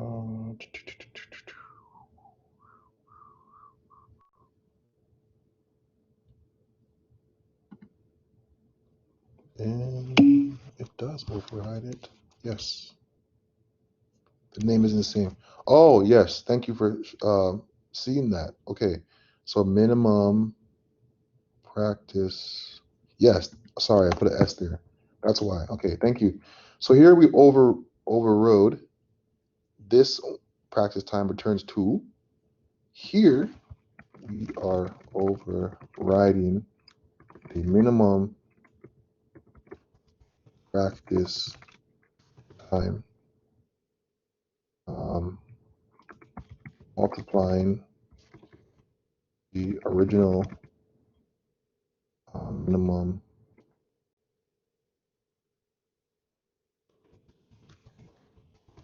by 2.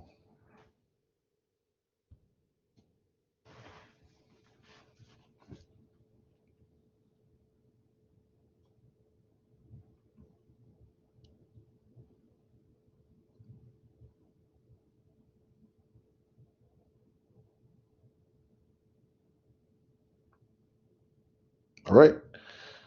Okay, guys. So this is a very long class. I'm not gonna lie. So at around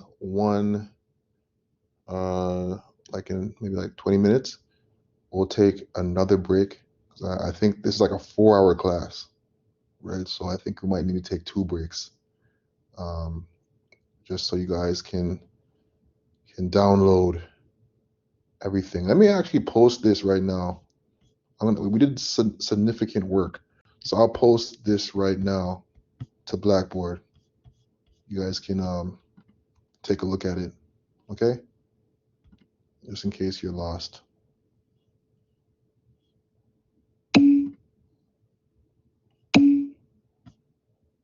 Yeah, it's a long class, man. It's 4 hours long. Wow.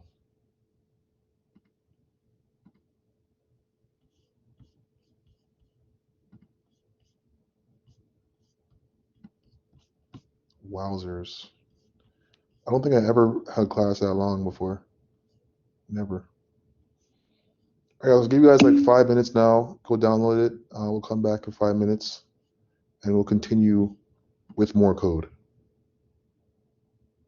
Wow. I feel sorry for you, man. I'm joking.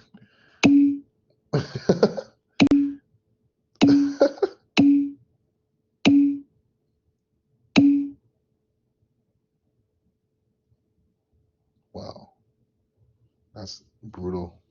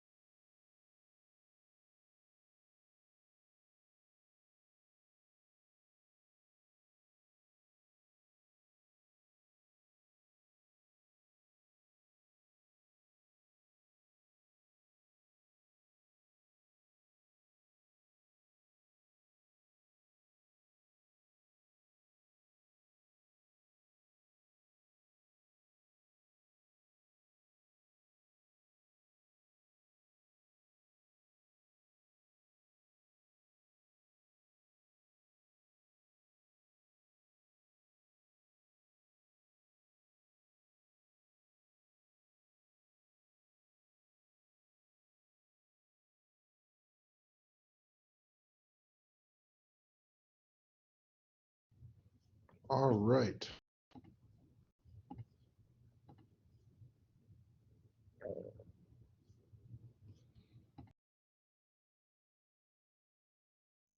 So there's one.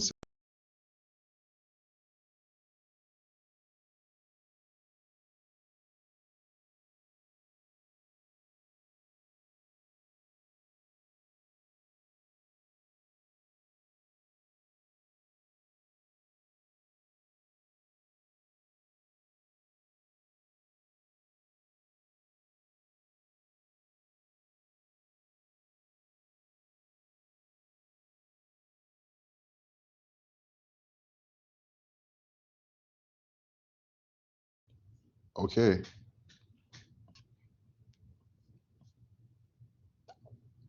All right. So the next topic we want to go into is called nullability. All right. So sometimes it's useful to represent the absence of a value. The null keyword can be used to represent when a variable has no value assigned to it. Right. So nullability, nullables are Kotlin's solution to the problem of representing both a value and the absence of value. A nullable is allowed to hold either a value or null. Think of a nullable as a box. It either contains a value or it doesn't. When it doesn't contain a value, it's said to contain null. The box always exists. It's always there for you to open and look inside. So here we have a box, a picture of a box with a value inside of it. And here we have a picture of a box with no value inside of it. But these are still considered variables, right? They're still variables, but one can be null and the other can have a value. So you can still have a variable that has null inside of it. It's a nullable, a nullable. It's still a value, but it's still a variable, but it has a null value. Okay. Now this might be a little bit tricky to understand. When you see it, you'll be like, wait, what's going on? Okay. When you start to actually get deeper into code, you'll realize that it's actually not that bad, to be honest. It's not that bad at all. Okay. So here we're going to make a nullable. I'll show you how to make it. All right.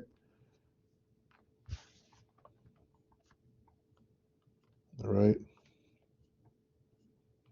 Let's make another, it's getting kind of long here. Let's make another class. So we'll call this, um, main 2. Okay? So that way we can make some space.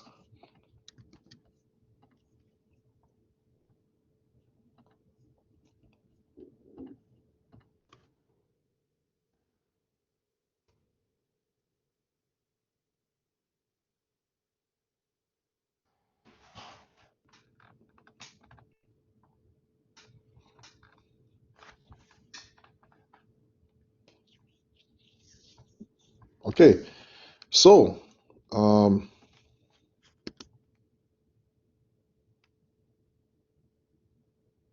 okay, so if we say, for example, if we say here, our name equal to Mark, our occupation to professor, right? Okay, think of a form, right? So we're gonna have a name, occupation. Let's say my date of birth. Not date of birth. Well, I don't want to put my age on here. I'll just say I'm 100. Okay. My address. Just say my address is 65 Goldendale Road. Right. My city is Saga, which it really is. Now, okay, let's say, guys, this is the best example that I use for a nullable. Okay, think of a part of the form that says required. So remember like how it says required, like that little star, the asterisk. We'll say, oh, this is required. This is required. Like, you know, like on a website, it will say, this is required. You have to put this in. It has to be required. But then some of them are not required. Like for example, let's say your SIN number, it won't be required, right? Like it's like basically like, oh well, you don't have to put that in if you don't want to, right? So think of a nullable like that. A nullable in a program allows us to create values that don't need to be, that are not required. They're not required to have anything in them. They can be empty. They can be null. They can be like this, null. It can be empty, right? So a nullable, to make a nullable, you have to do this. You have to say a nullable is like this. So if I want to say SIN number int, I would do that. That's a nullable. So this is a nullable,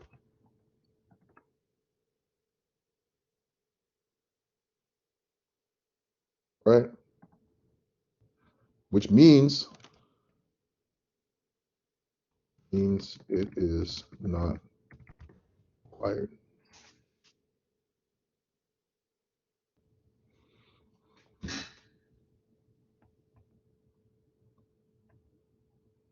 Is that confusing? Is it semi-confusing? Is it clear? Is it semi-clear? So you don't have to have anything for a nullable value. It could be just null. It's not required.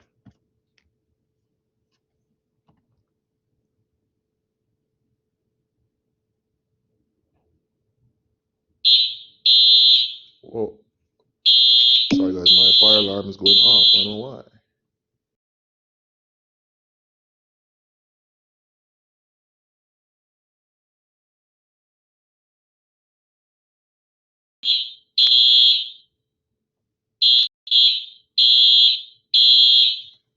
Guys, so my building alarm, I don't know what just happened. My building alarm just went off. Don't know what that was about. Yeah, I'm all good. Thank you. Yeah, so this is a nullable, which means it is not required. You don't need it. You don't need it. You don't need it. Okay? You don't need it. It's there, but it can be empty. It can be an empty box. Got it?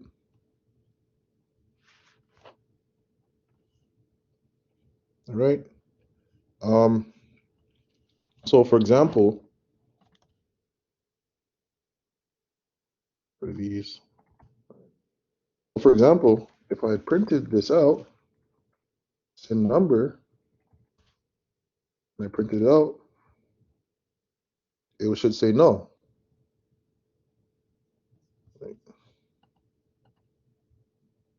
will say no, right? Let's say I made occupation null. Okay. I printed out occupation. Both null, right? They're both null here. The thing is, let's say let's say I put this into a class. So let's call this class form.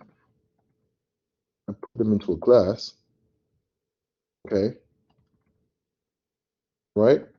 Then I said form equals new form. Oh, sorry. What am I doing? Form. Okay. No parameters. All right. If I said form dot occupation,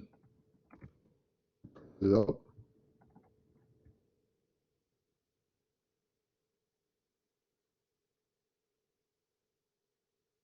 All right, we get that as null, right?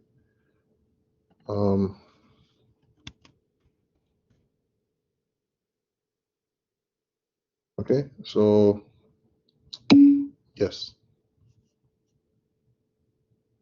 Oh, it froze? You guys not see? Okay, sorry, I don't know why.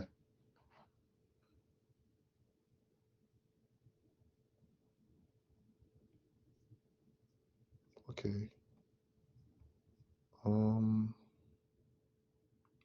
Yeah, so that means we can get SID number, SID number.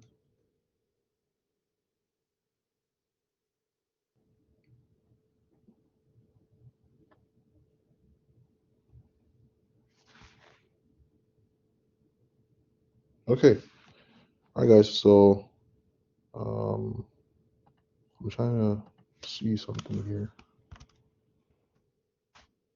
What's unwrapping? Ah, SID number. Good. Let me see this.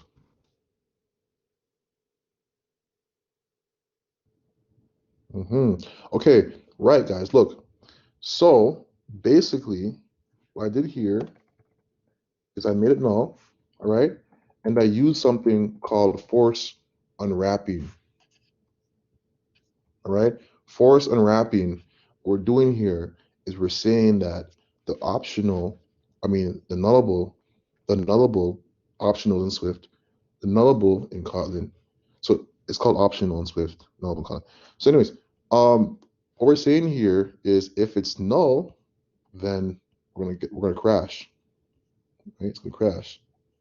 Right? If we force unwrap it, it will crash. Which means, so force unwrapping means that we are forcing this variable to have a value.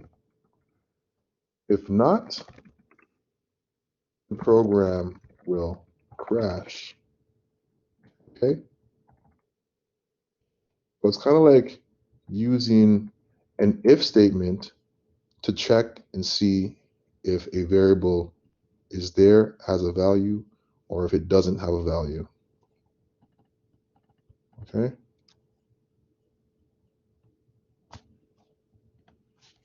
So the more you guys work with that, the more you will be able to understand it.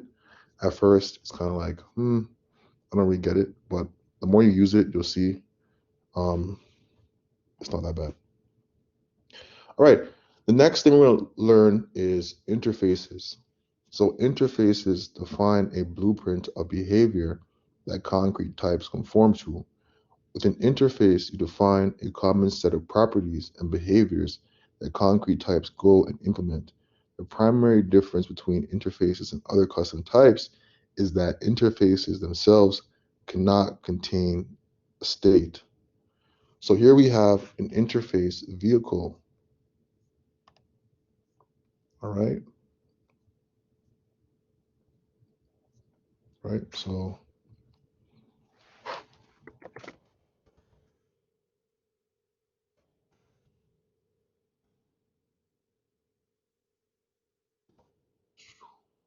we have accelerate.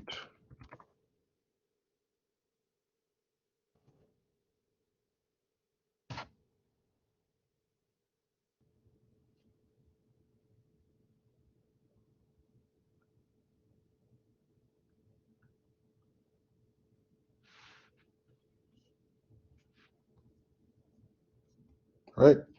So what I can do here is I can implement.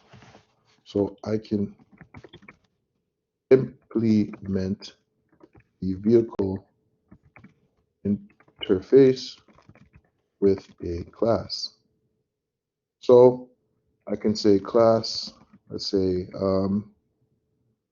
bike, or let's say something more concrete. Let's say unicycle. more specific. And it is implementing the vehicle interface.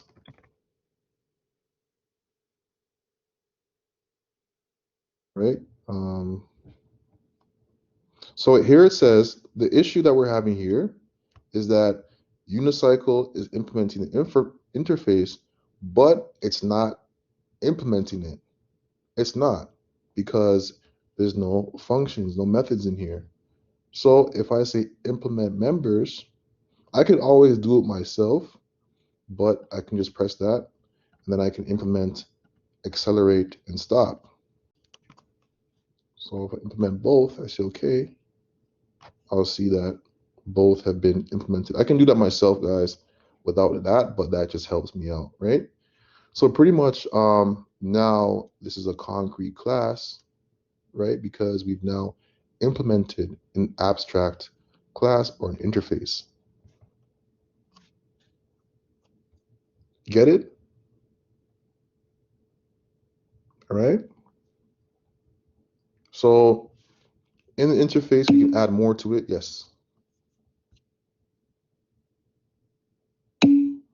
Oh, so I just like that went over there's an error here, right? Went over it. Implement members. Okay. Then you just shift both, click both, okay, and then it will implement it.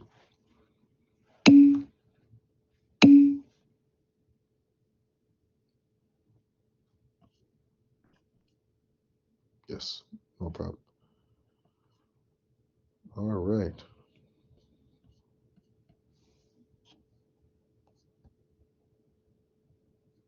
All right. So, um, trying to think what is next to learn. Did lists already, maps, polymorphism, properties, did that already. Then kind of talked about Kotlin versus Swift. So I'm not sure if you guys are going to learn Swift next semester, but you'll see the differences between Swift and Kotlin. They're very, very similar. I don't know if you'll be taking it next semester, so I probably should delete this. But it is a lot like Kotlin. Going to the lab, and then the assignment. Okay, so what we'll do is, guys, we'll take a break now, another break, a 15-minute break. You guys can just cool your heads off for a little bit. And I'm going to upload this main2 class to Blackboard. And we'll come back at 1:40. Okay, we'll finish everything off. Okay, and then we'll talk about the lab and then the assignment. All right, sounds good. All right, guys. So yes, this class will take 2 breaks because it's a very long class. So I'll take 2 breaks in this class. All right. So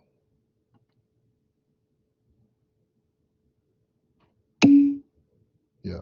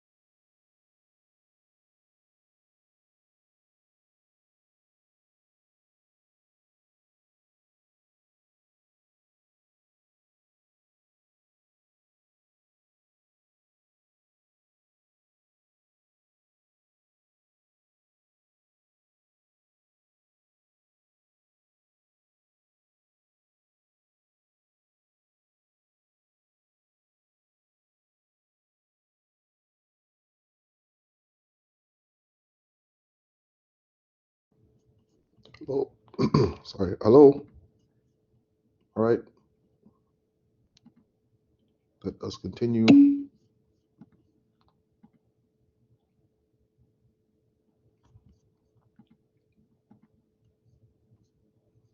All right. Let's continue. Okay. Hope you guys had a good break. I plan on giving those out. I know that it's a lot of coding that we're doing in this class, and things get stressful. So it's good to take a break every now and then. Okay. So the next thing we're going to work on are maps and sets. So a map is like a dictionary. It's basically a dictionary, pretty much, called a map in Kotlin. And a set is like a set. You guys know what a set is? Pretty much it's a collection of unique values. Okay. So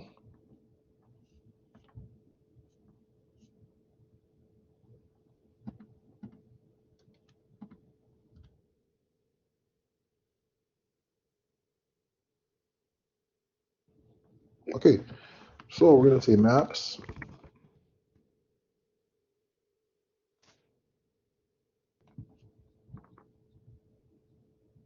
So making a map here. So for example, if I say var year of birth, say map of. Okay, so I can say map of Anna, who she was born in 1990. Brian, born in 91. Craig was born in 92. Anna, she was born in 93. That's a great year, by the way. 93. Very good year. So this is creating a map. I can say in the main, I can say print year of birth. Give it a run. All right. So it'll print out the values of the map, which is Anna, Brian, Craig, and Donna. But these values are not mutable, meaning that they cannot be changed.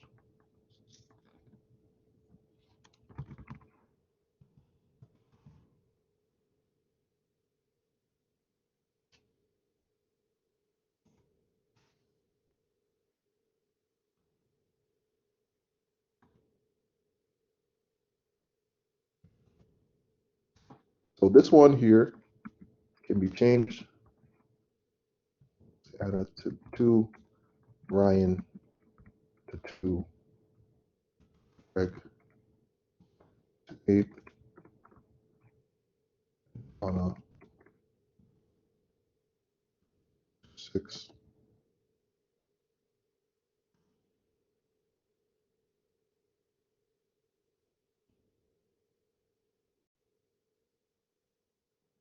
Oh, main, sorry, line,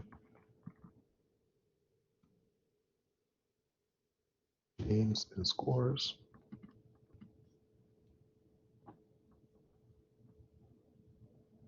Right. Now I can also add to names and score. I can mutate it.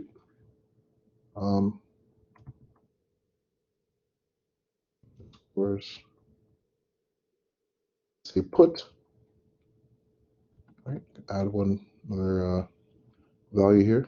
Say mark to 2021. Oh.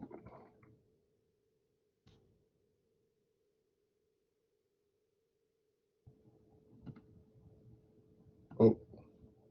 Oh, I can add like that. Okay. So I can do like this. Add to names and scores.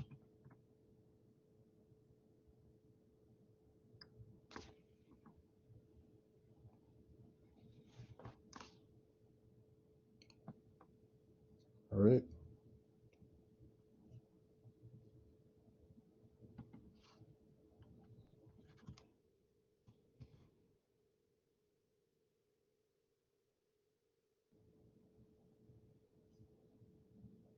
All right, so I can print out the value that was at the key mark, 2021. So for year of birth, I probably can't do that. I say mark 2021, it won't work because it is not mutable. This is not mutable.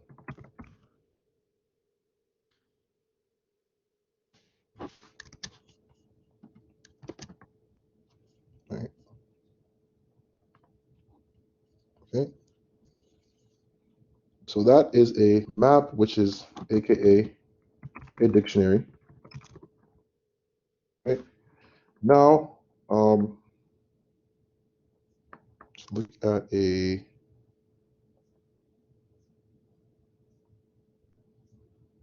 at a set.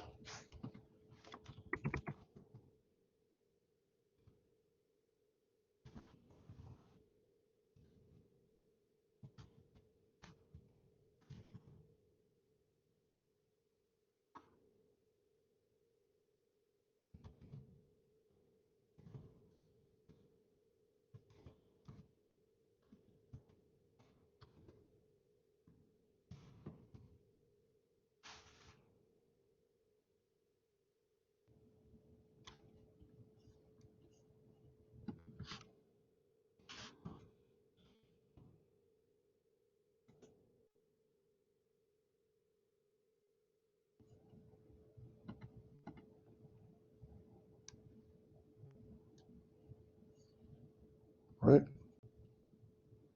So a set only contains unique values. So I cannot traverse through the same value twice. So if I put Donna, or let's say I put Anna again, I can add it, but let me see here. I run it. It won't show Anna again because it only shows the unique values, right? So, guys, what is the other thing, the other collection? Let's say these are all collections, right? So dictionary, set. What is the other collection called? I remember it already last week. An array, right? An array.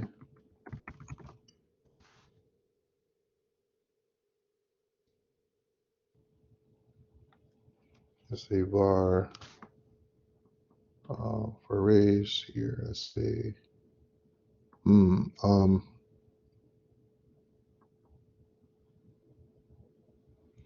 let's say in numbers.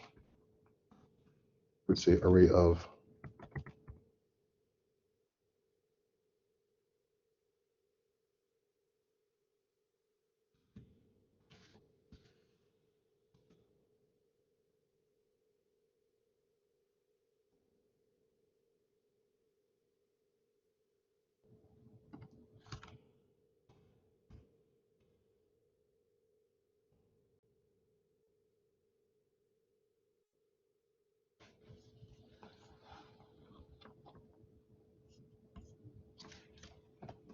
Say 0.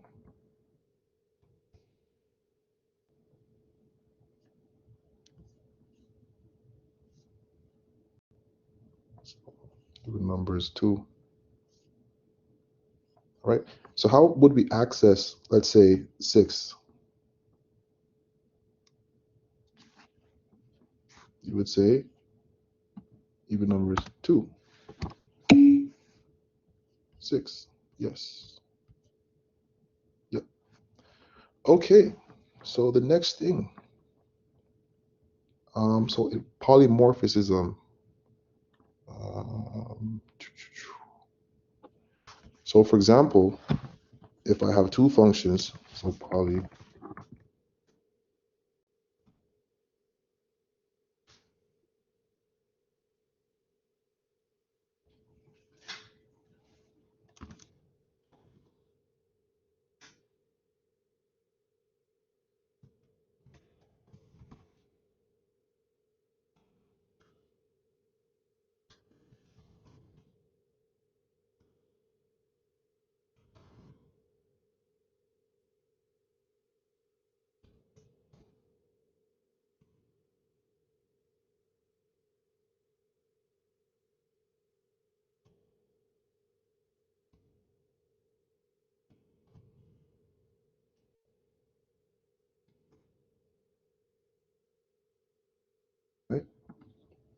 Now if I say phone book name, right, person, and I also say address.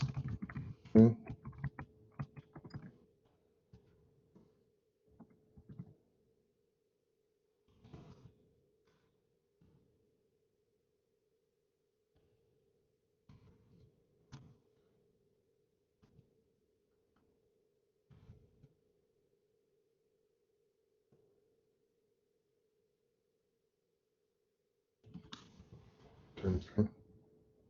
So polymorphism is an OOP term, which means we can have multiple variations of a function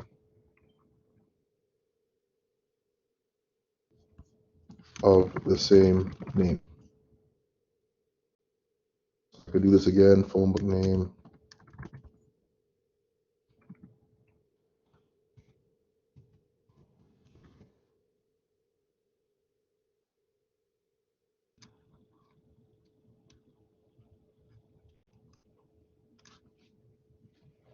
All right.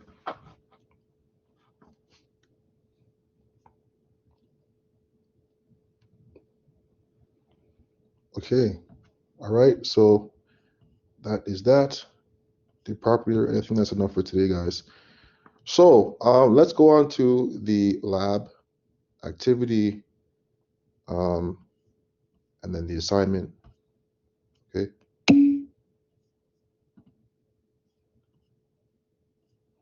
So this is the assignment and then today's lab. 1 second, guys.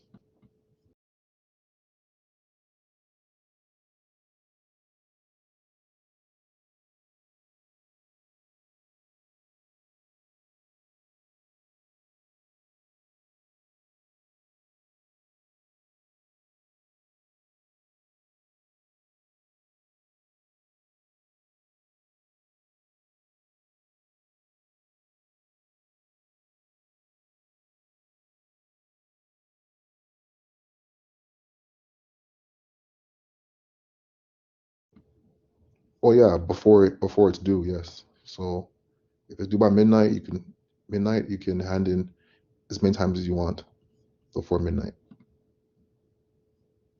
I'm just trying to find it here, the lab. 1 second, guys. Give me a couple minutes. Oh, you're welcome.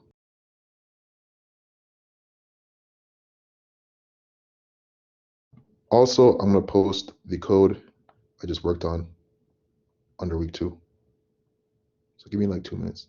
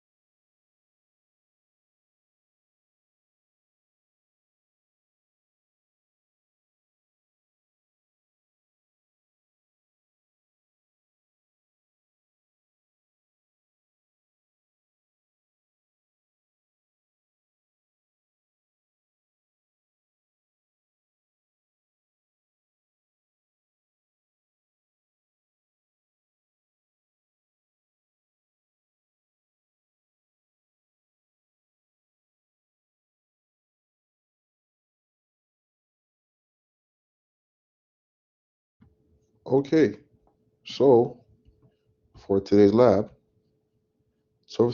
activity, you will do research in pairs on the brand new Kotlin syntax.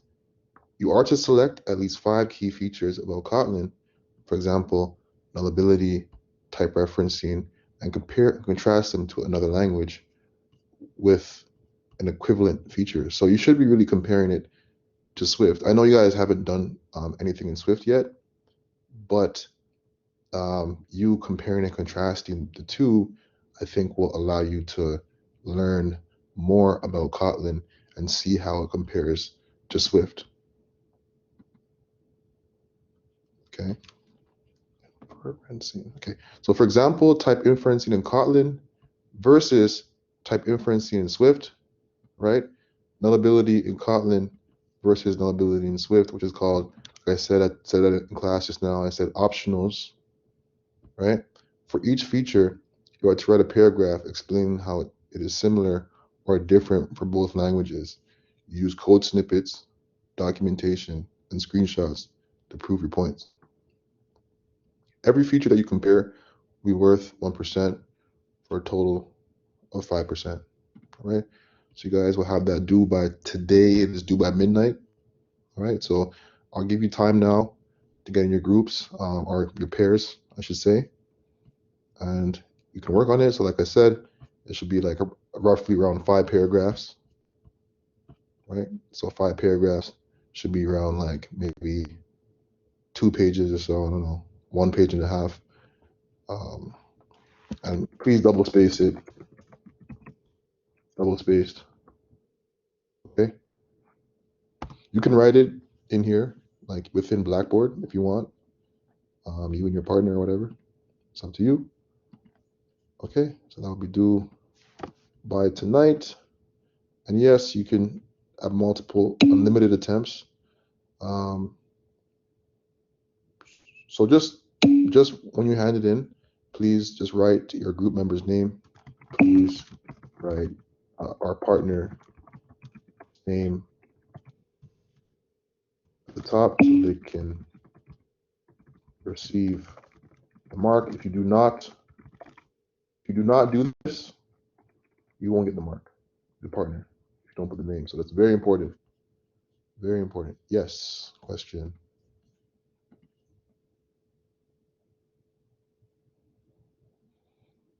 Okay. Yeah. Okay. Sure. Today's Friday. Okay. It'll be due by Sunday night. Sunday at midnight. Okay. Is that better? Yeah. Okay. Great. So you guys can start working on that now. And the next thing, week 2. Wow, that's a lot. Damn, 4 classes in one day. Okay, so for assignment 1, your first Kotlin program, you're going to get into pairs as well and develop a Kotlin program fully using IntelliJ IDE.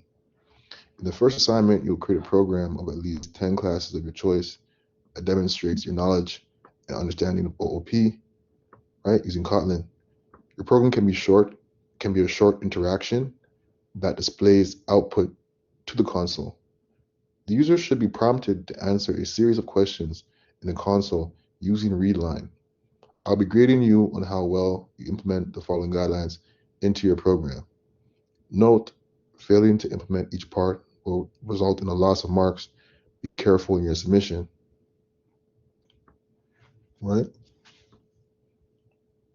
Okay, so abstraction, create an interface in your program that contains at least 6 abstract methods. Implement interface in at least 3 classes in your program. Encapsulation, set all variable access modifiers protected in at least 3 classes in your program. In at least 2 classes, set all properties to nullable types. Okay. Create a function that does null checking on a nullable string. This function will return a Boolean true if the value is null, false if the value is non-null. Override at least 2 functions in a derived subclass. Polymorphism, at least 3 classes in your program should implement function overloading for a given function, which is what I just showed you guys just now with this thing here. is function overloading.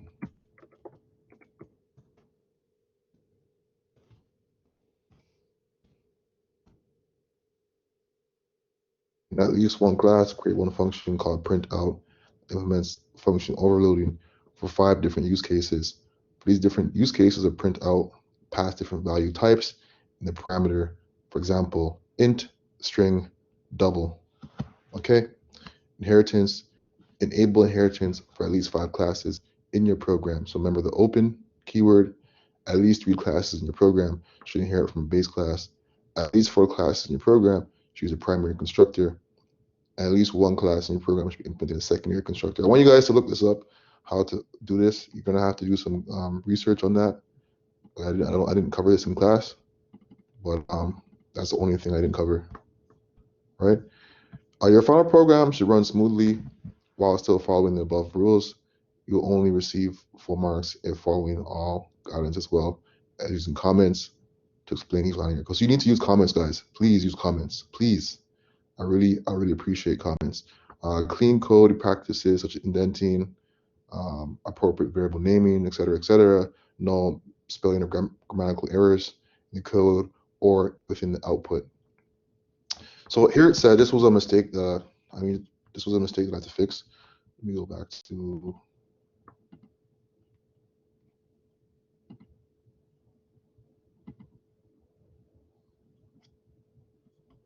So here it says submit this module under assignment 1 on Blackboard as first name, last name, underscore student number, underscore A1.zip. Any form of plagiarism, tutorial, or work copy from other classmates will result in a 0 grade and academic suspension. Dun, dun, dun. It won't be that harsh, you guys. Okay. But yeah, so I want you guys now, right now it's 2:03, have until end of class, until 2:20. So the last 15 minutes, get into your pairs, talk amongst each other in Discord, and begin working. Begin working on the assignment and on the lab. Okay, I'm gonna upload the code. I'm gonna upload the code. If you have any questions, I'm here until 2:20. All right, and also on Discord as well. I saw some of you guys have asked me questions on Discord, and I will get to them right now. Okay. All right, guys. So apart from that, class is not really dismissed, but it's now, I guess, the lab portion of class. Last 15 minutes, you guys can just work on stuff. Okay. All right, guys. Thank you. Have a great class today. Thank you.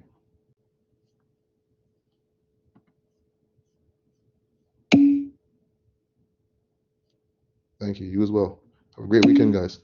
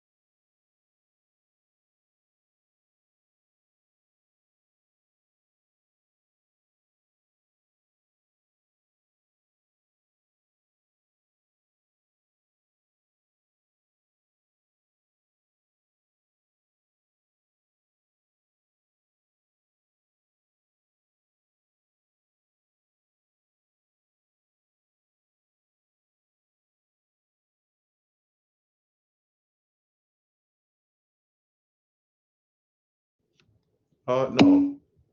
No, they don't have to be. They can be different classes. That's fine.